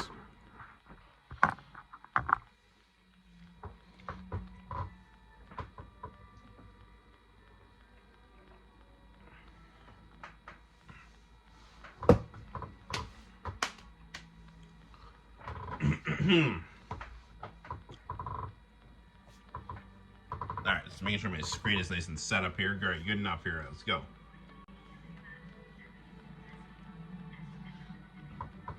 I wanted you for a second year. You were literally my favorite teacher. Well, thank you very much. I do what I can. I don't know. I try.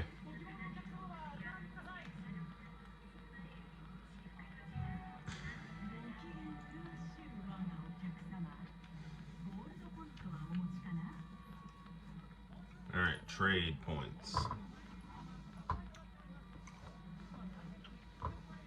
Let's get the Loveless poster.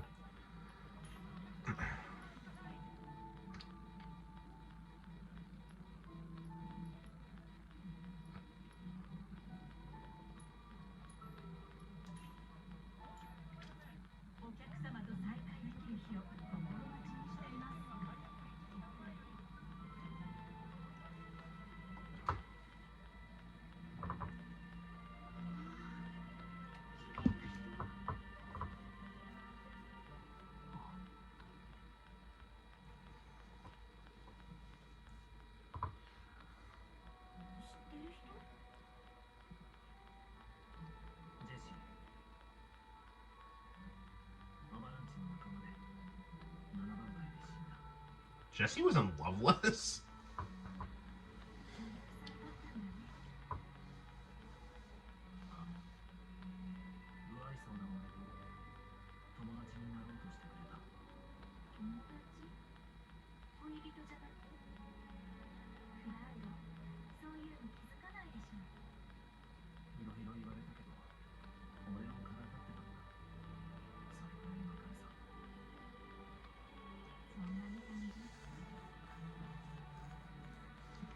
Yeah, I like Jessie.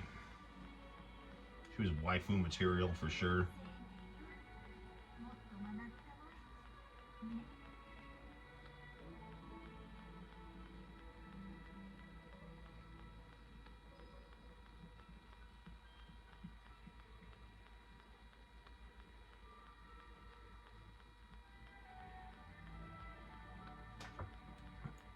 Good old Iris's theme.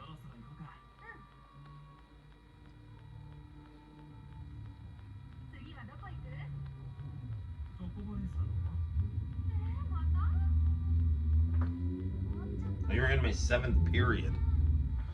That was quite the class.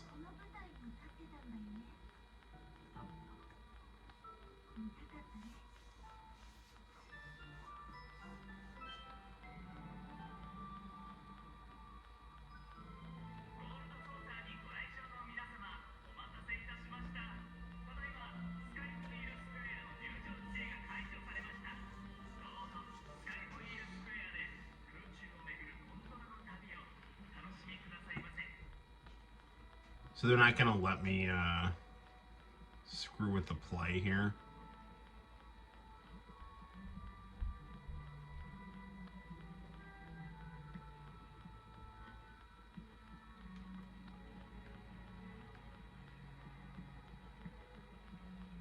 I mean, I guess we got that cool revelation about Jesse, so I guess that's makes up for it.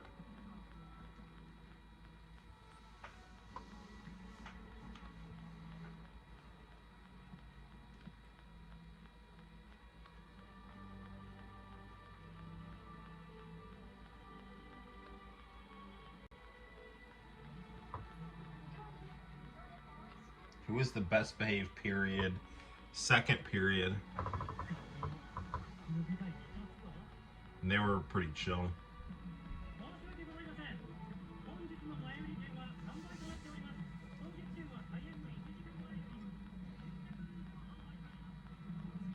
I mean, all the classes had their own pros and cons, but 2nd was really, they were pretty mature.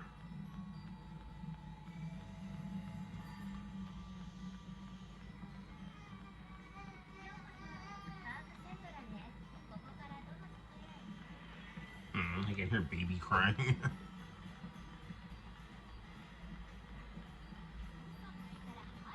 Alright, where is Sky Square? Or the Sky Lift here?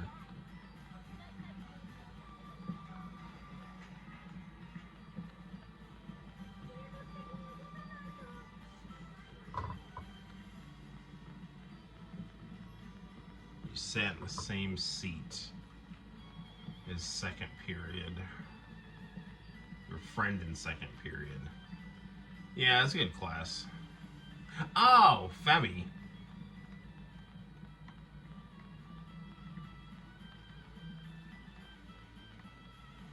Yeah, I mean, you know, that was a good. It was just pretty chill.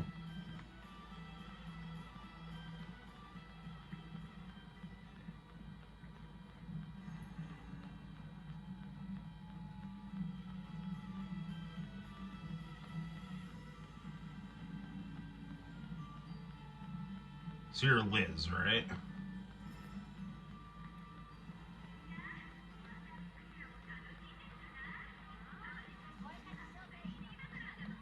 Where is this? It's just there. Yes.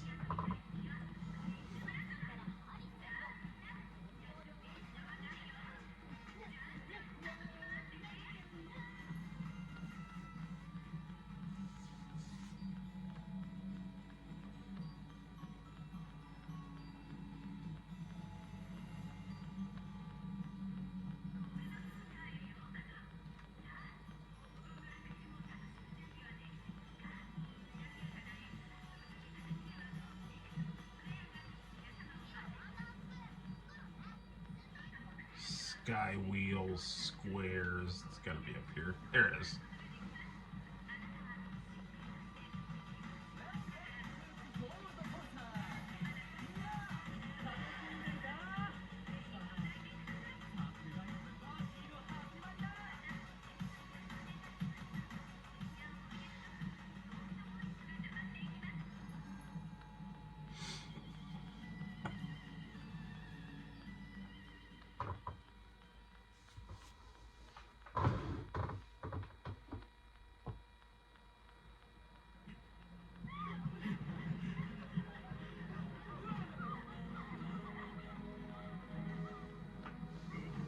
What's going on, Barrett?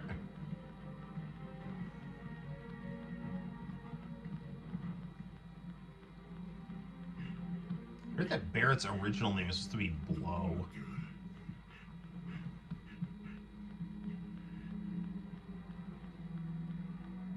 That Dine? Yes.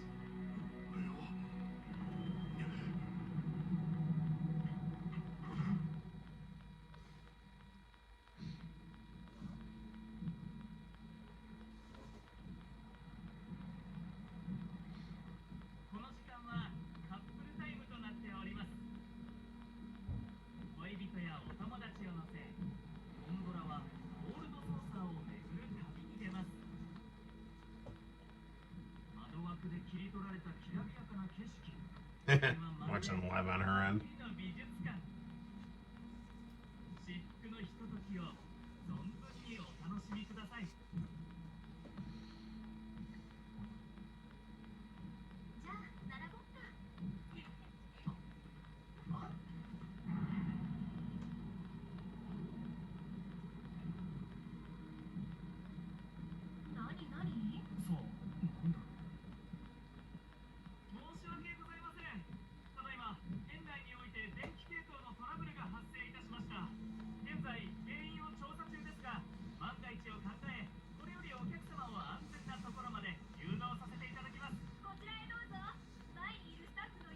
It's like Dine's going on a killing spree here.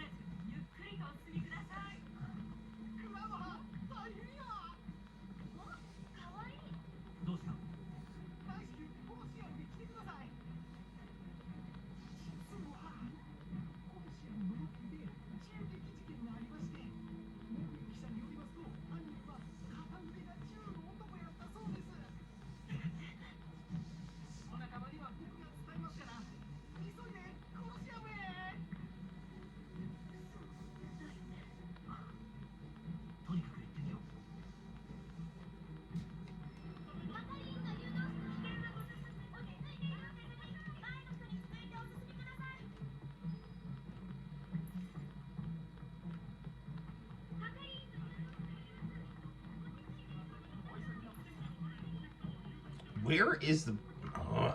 darn, where's the pedal square? Oh, there it is, okay.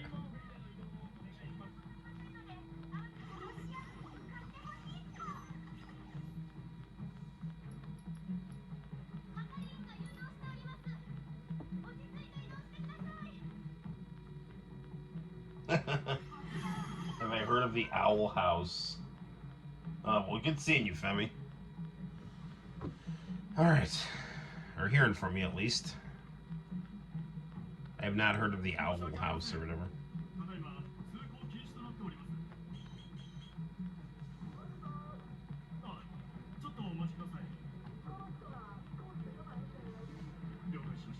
After this portion of the game, we'll probably wrap it up for tonight.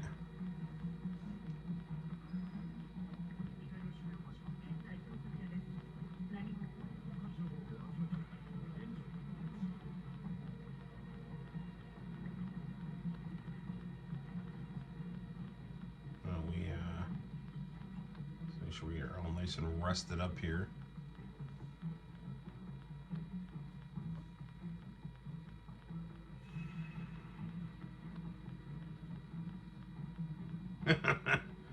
Every student I see has made a good light. Well, apparently that's the students that wanna.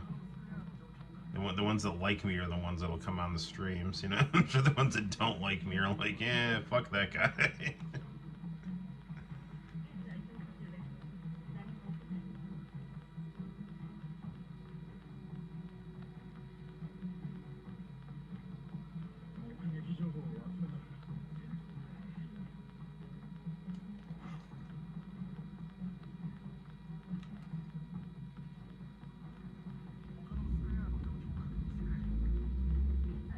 Where am I supposed to go here?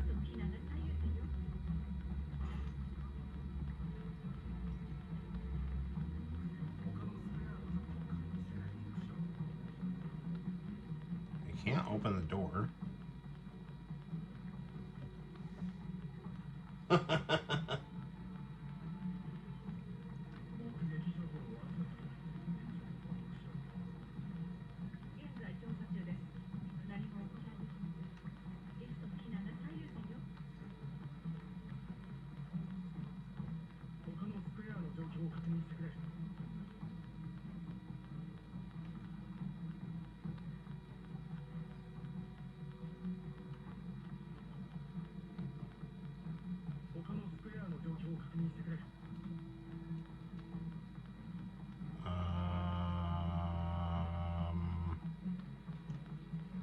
There we go.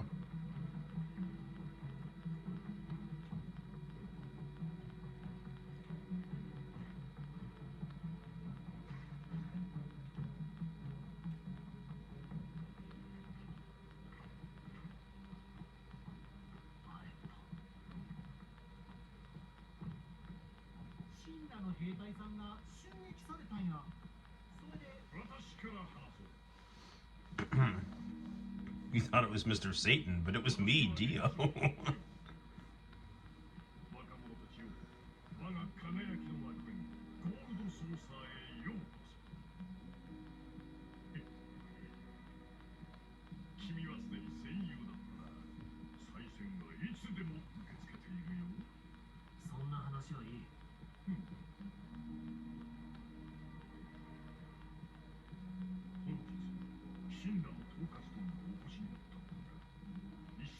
Hold on a second here. See what's going on in the chat.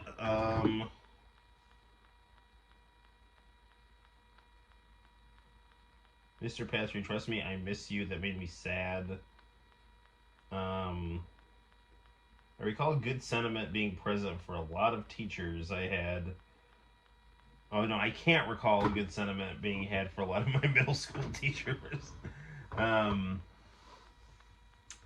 Everything, I'm too depressed for this, that's real. Well, don't be depressed. Oh, yeah, is the game making you depressed? I mean, don't worry, it's just a game, so... maybe we'll move the camera a little bit here. Get Goku Black in the picture. Alright. No, don't worry, the good guys will win here. I'll bust some heads.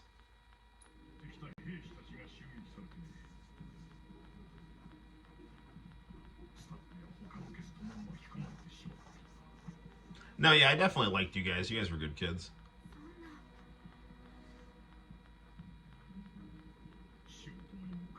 I'm glad I was able to do something for you.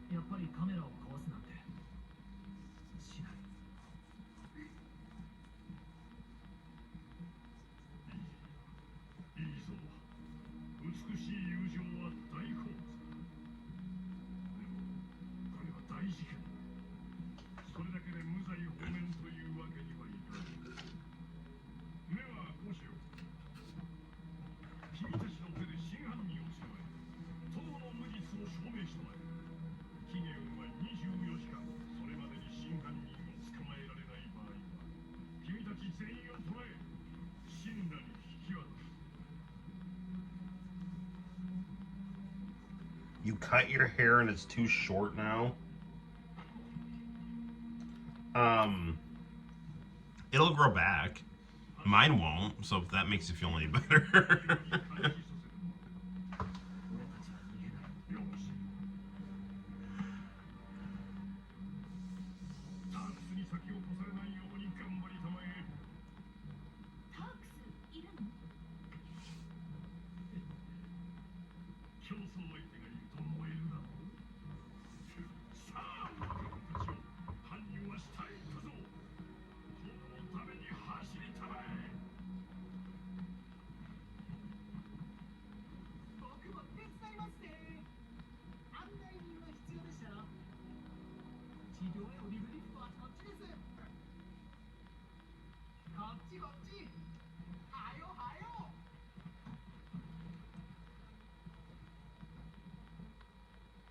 You have to be the Avatar guy for Halloween. Or Krillin.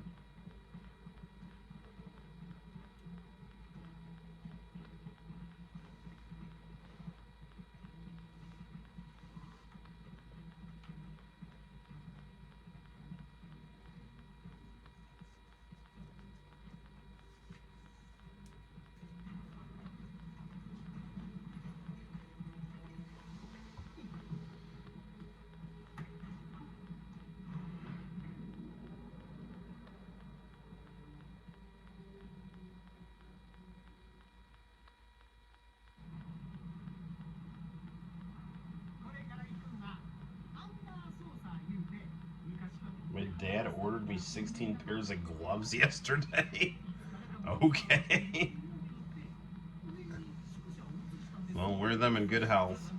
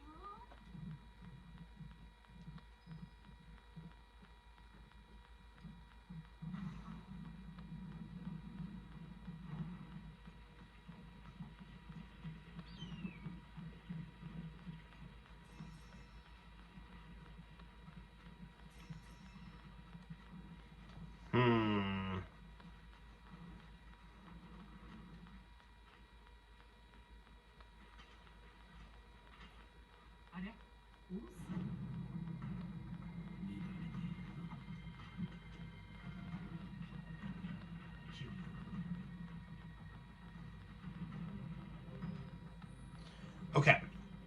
I'm thinking before this next stage of the game starts to unwrap, we'll kind of shift gears a little bit. You have 17 and like 48 or something bracelets. That's a lot of bracelets. All right, good deal. Let's see. What do we want to do? It's like 1:15, so we should probably retire to the international channel tapes. The other thing I was kind of toying with is playing music videos off my iMac. Let's check out the tapes.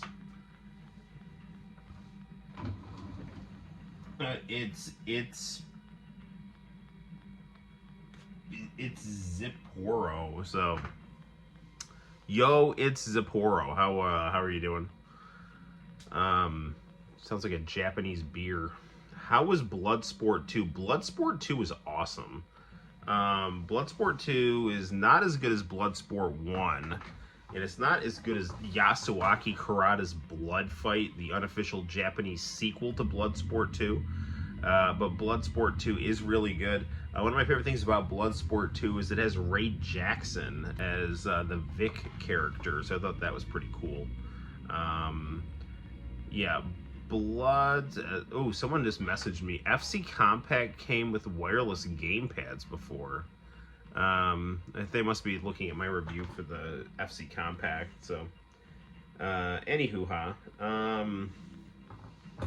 I put the FC Compact actually in the living room here, and I put the Famicom on this monitor right here.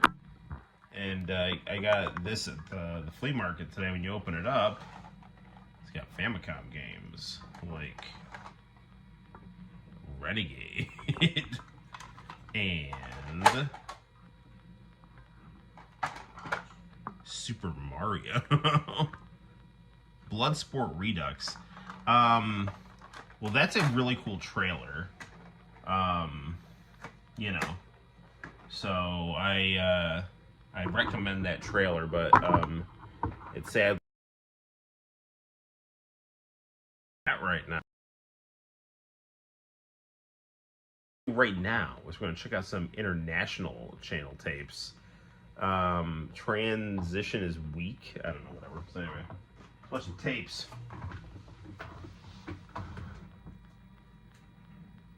Hang on. I'm coming.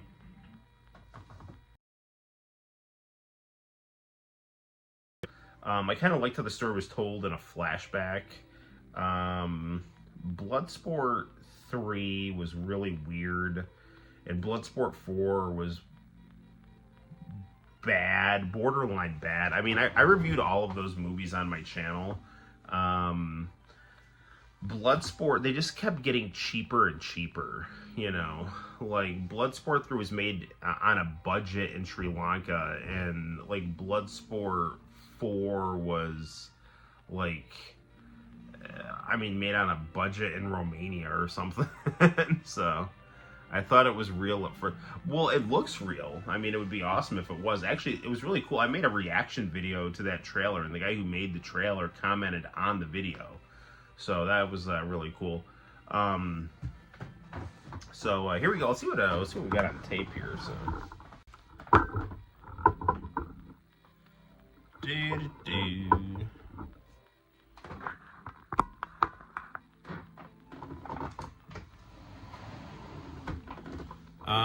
I just spit liquid latex all over my bed and myself.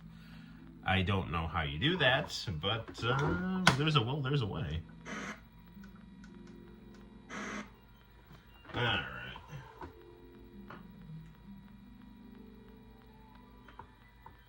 I'm gonna turn the speaker. I'm gonna turn the PlayStation off here. Okay. Let's hit play.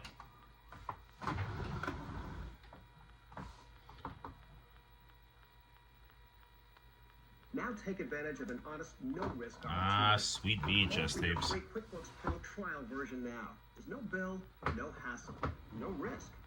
You can't do better than that.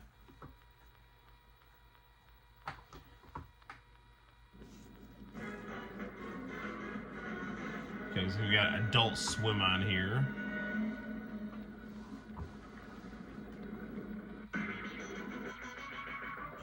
Spin This, the ultimate collection of today's best music, featuring Fatboy Slim's award-winning weapon of choice. That weird Christopher Walken video. Hip-hop smash, Purple Hills. B12.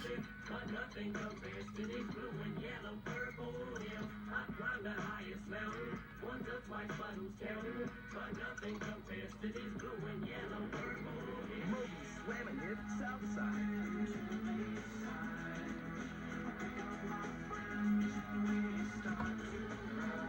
Plus, tracks from Gorillaz. Eminem and Moby. Well, they certainly didn't get along with each other. Alternative rock favorites Weezer.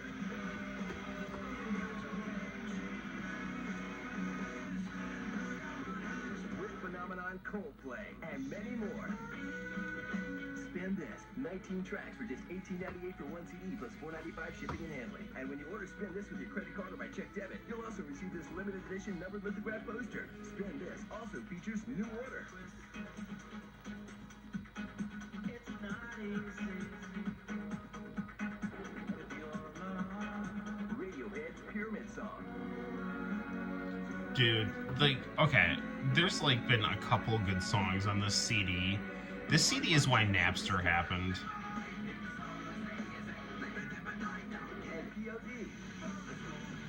POD is cool.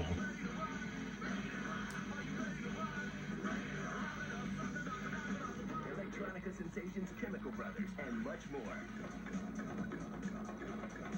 Spin this. 19 tracks from the hero. I would say Alive is probably my favorite, like, Christian song. I mean, I would include that into hymns as well. So. Hey guys, it's MJ.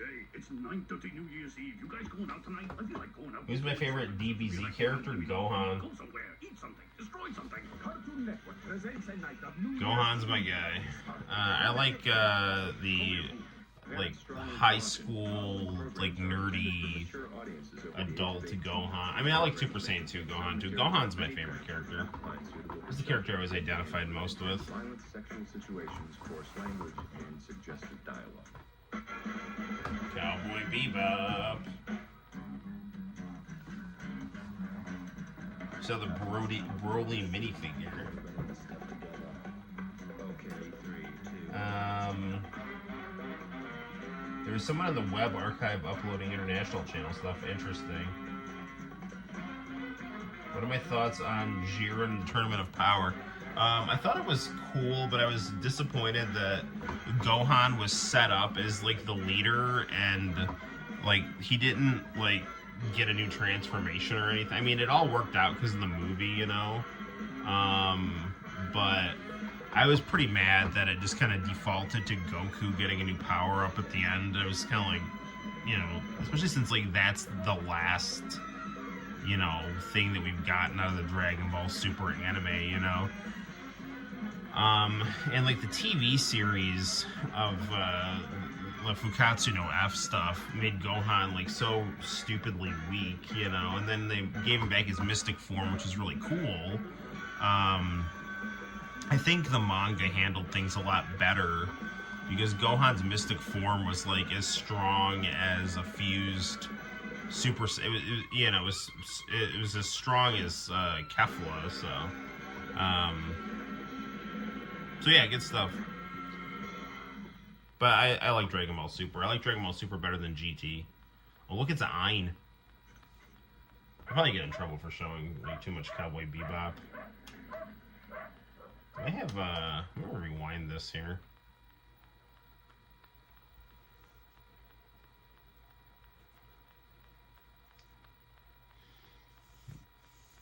I think we were watching Shinesman on when I left off the last stream.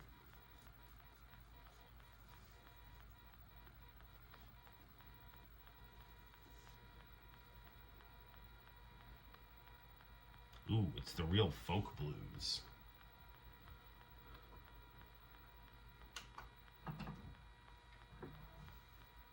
Hey, you're a girl. My favorite anime would be Dragon Ball Z and JoJo's Bizarre Adventure and Gundam Wing. Yeah. My favorite JoJo is the third story, but I mean, I like them all. I haven't been reading the newest manga. I don't know. It just seems kind of weird. It seems like it's kind of slow moving, and I don't really like it. I don't know. I don't hate it or anything like that. I don't really like the design of Jodio that much. But I mean, I should give it more of a chance. But like Jodio, like out of like the JoJos, like he seems kind of not that likable.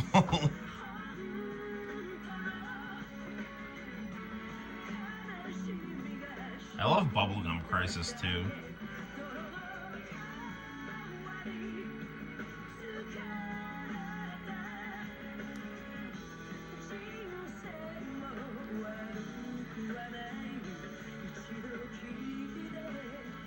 I should sit down and watch some newer anime though. I was watching Ranma Half yesterday. Maybe it was today. Although today is tomorrow, considering yesterday, in the sense that it's like almost 1 o'clock in the morning, so.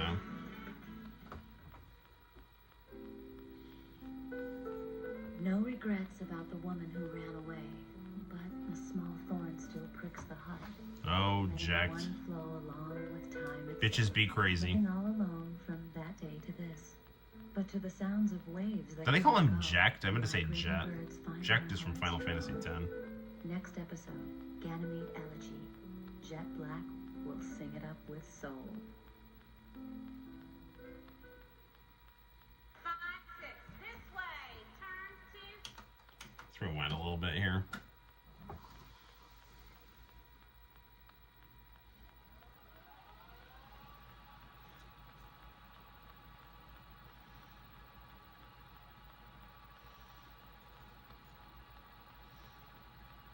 Yeah, I remember that episode. It was like Jet had some girlfriends who made like horrible life choices.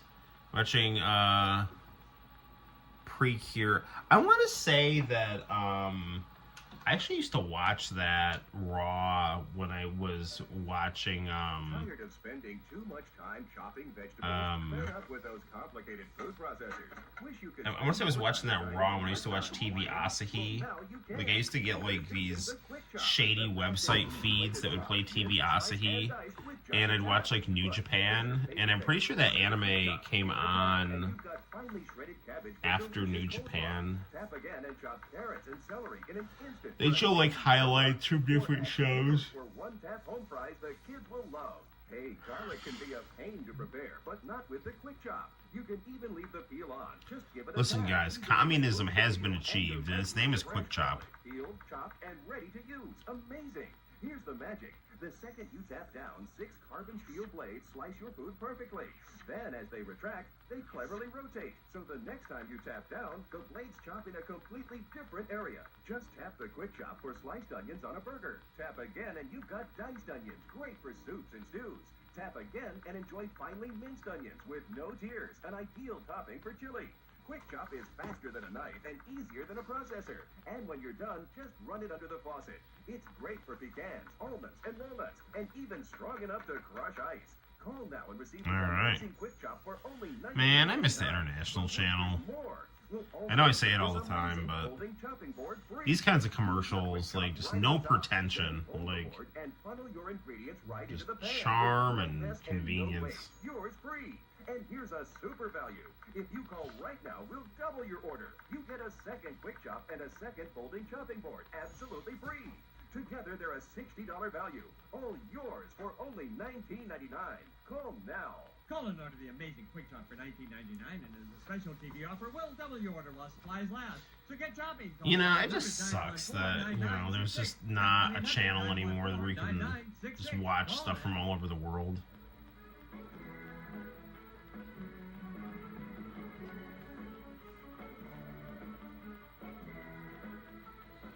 This is my favorite closing credits.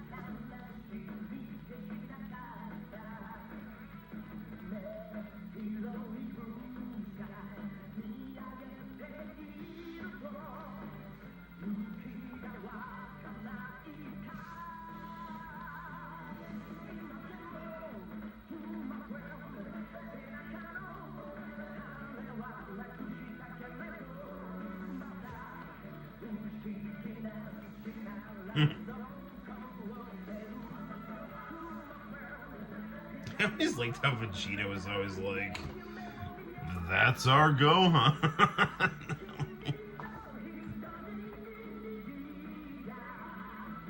Dedicate this song to the late great Shannon Doherty, who is now an angel. Yeah, that sucks. Yeah, Bob Newhart died too. I was actually just watching Bob Newhart doing Krusty's funeral on The Simpsons. It was so funny. Yeah, I like Brenda and Dylan on 90210. 君ってダンスの修行なの？こんなんじゃ本当に魔人ブーに勝てるの？次回ドラゴンボール Z。じゃあなみんな、僕あの世に帰る。お父さんの分まで僕たちが頑張らなきゃ。Fuji fun time.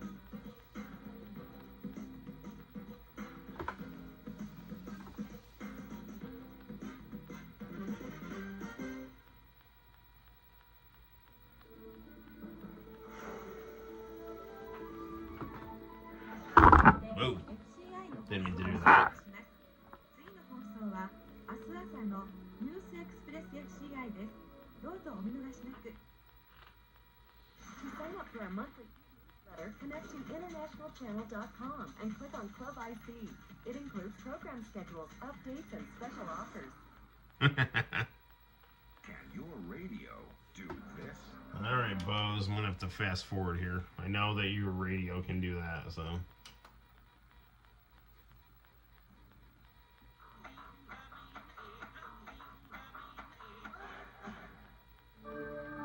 Okay, so this is Shinesman. We watched part of Shinesman last stream, so I think I'll do is I'll fast forward to right about the part we left off, and that'll probably wrap up the stream here. But let's watch the intro to Shinesman. We saw one Hinarobu Kageyama song with We Were Angels, and now we'll see the opening to Shinesman, the most underrated OVA ever. That jingle does need an extension.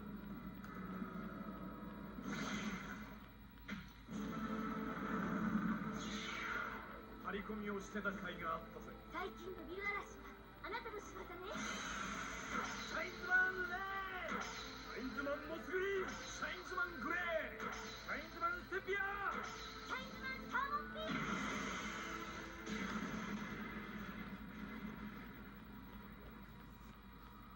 今回の敵は随分とあっけなかったですね。私たちが強くなったのよ。松本君も随分強くなったね。はい、ありがとうございます。でも君の同士に勝者に入ったわけじゃない。And I love everything about this anime so much. This is absolutely one of my favorite animes. I don't know if it is my favorite anime, though.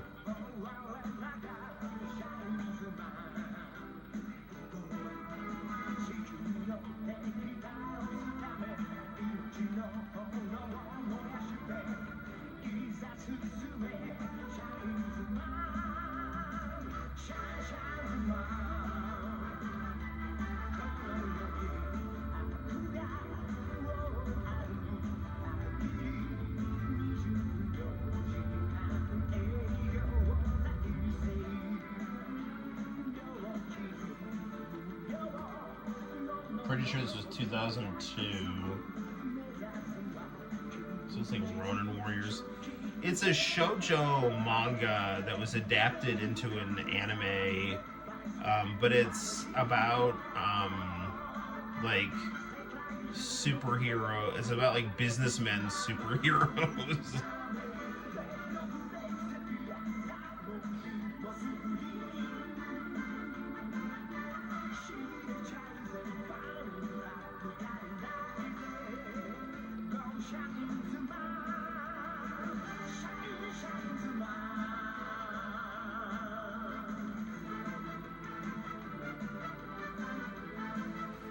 This isn't the original Japanese Action Explosion broadcast. They actually reran Shinesman once or twice afterward. Alright, I'm gonna fast forward a little here. Shinesman Redo.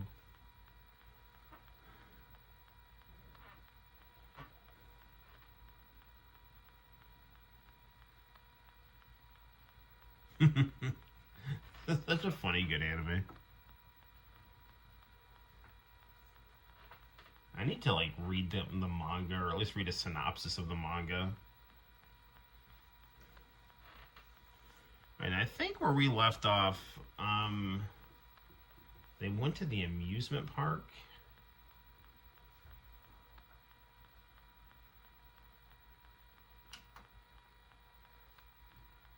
news of interest to you. Don't miss our Asian news blog. Monday through Friday, beginning at Yeah, it is kind of like, Eastern, yeah, we're on Warriors and Saint Seiya, you know. International Channel. One-armed bandits.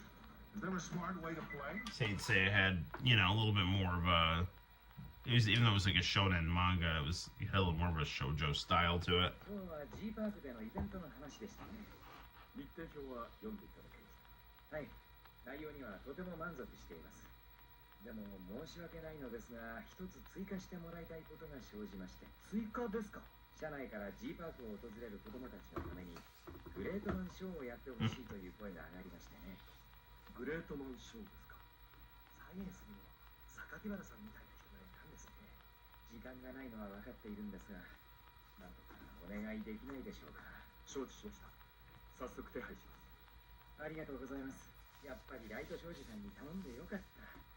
そういえば松本君の弟さんは戦隊ファンでしたよね。イベントにはぜひ連れてきてください。ありがとうございます。陽太も喜びます。関さんって本当いい人だな。おまけに美形だし羨ましいくらいだ。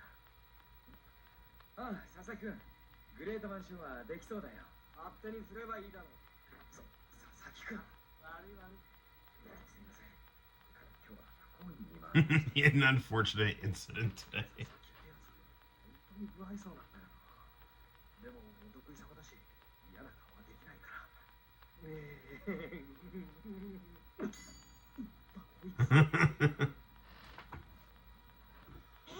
ートマンショー G パークって言ってうちのライト商事が取り組んでいるアミューズメントパークがあるんだ。そこのサイエンス電機のパビリオンでやることになったんだ。うわー、いいな。それでスタッフとの打ち合わせを兼ねて明日全楽園遊園地でやっているショーを見に行くんだ。陽太も一緒に行こうよ。わーい、やったでも陽太を連れてくるって言ったのはI like that his boss and all his coworkers are obsessed with his little brother because he's so cute. 松本君、陽太君も一緒に連れてきてね。心配だ。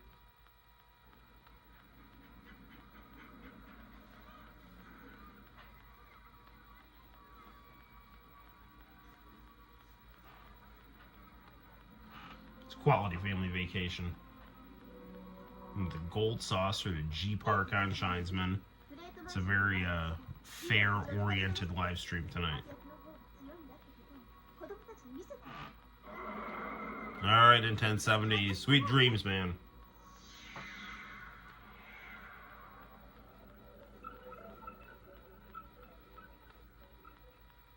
どう？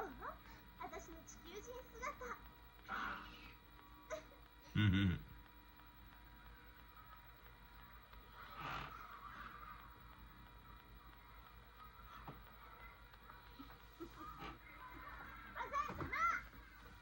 おばさん。榊原のお姉さんだ。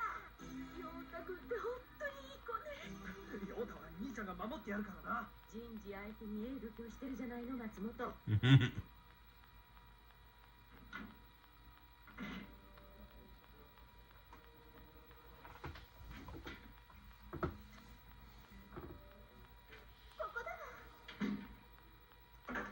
I mean, who among us hasn't locked ourselves in a broom closet, tried on a Halloween costume, been trapped, and nearly died of heat exhaustion?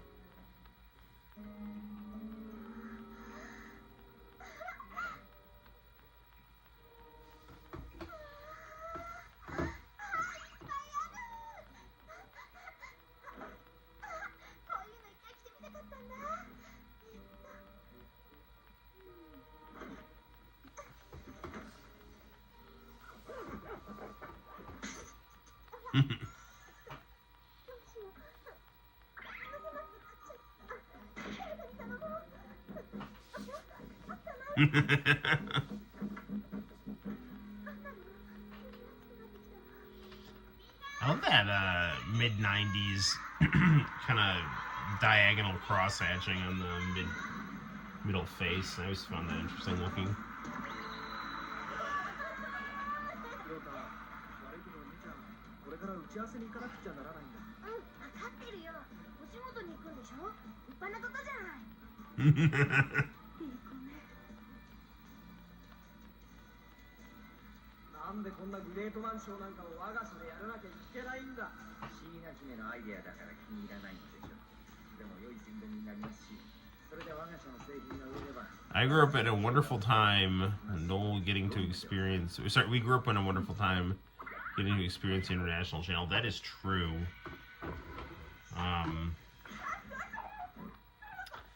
Yeah, they just played really cool stuff from other countries and random stuff too. It was just really good.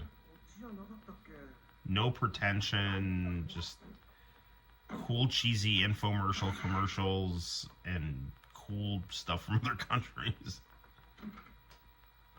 どうしたんですか？しっかりして。ジャックが。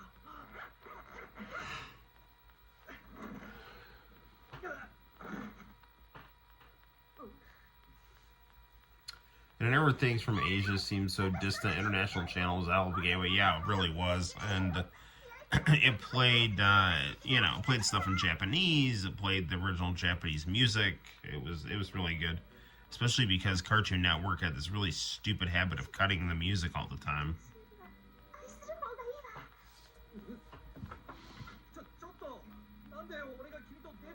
Why do I have to date you?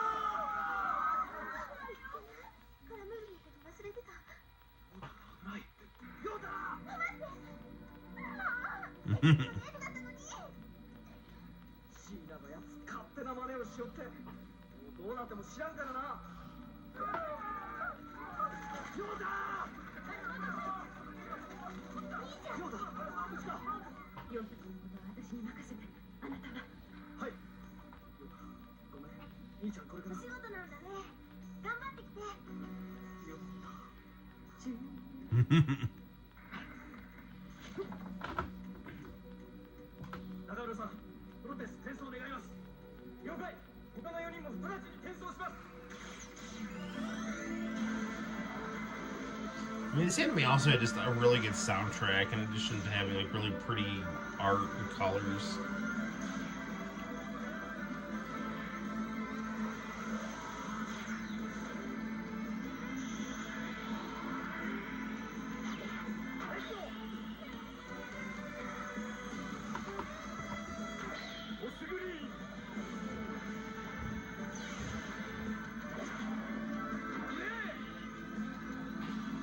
I always have a soft spot for Shinesman Gray.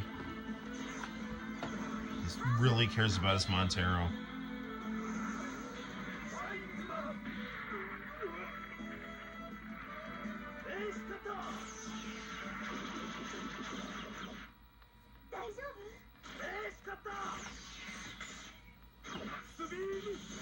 They are, as usual, such terrible weapons.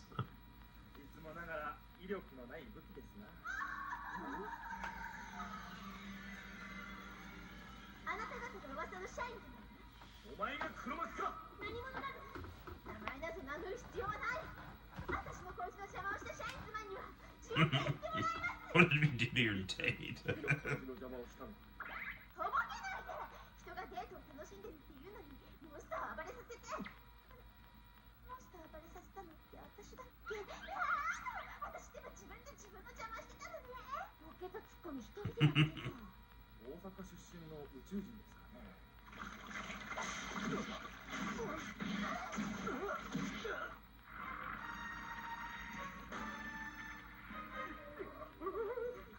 Shinesman. A chokehold here.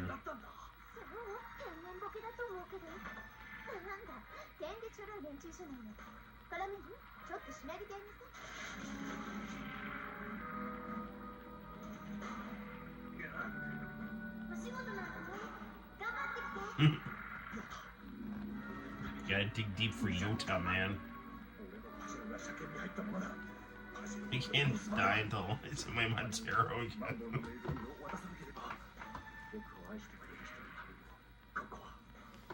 こんなのにやられちゃお茶組だけの毎日に逆戻りだわ。 Sometimes some things just go all out, even if they're parodies. Yeah, no, it's awesome.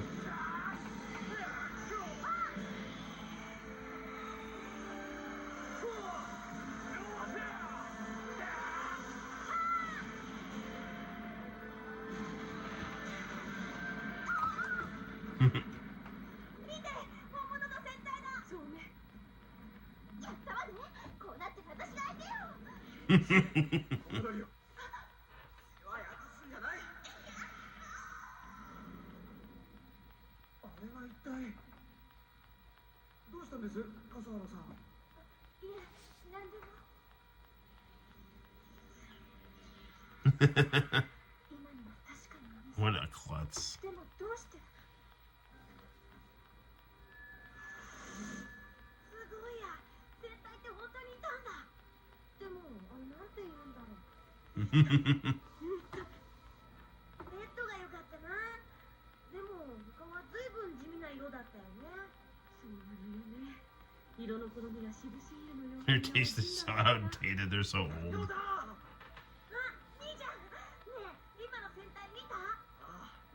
僕も大きくなったら戦隊に入って地球を守るからね。兄ちゃんはな、お前のおかげで勝つことができたんだ。お前はすでに地球を守っているんだよ。ヨタ、俺、お前のためにもシャインズマンを続けていくよ。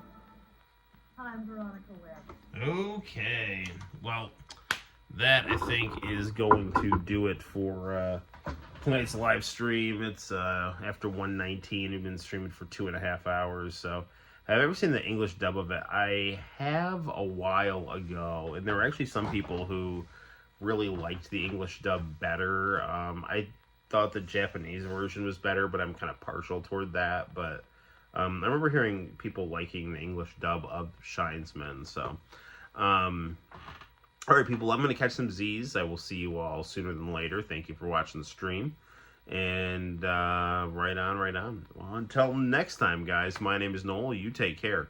And I'll see you in the very near future for more live streaming fun and action on the Noel ComiX YouTube channel. Bye-bye.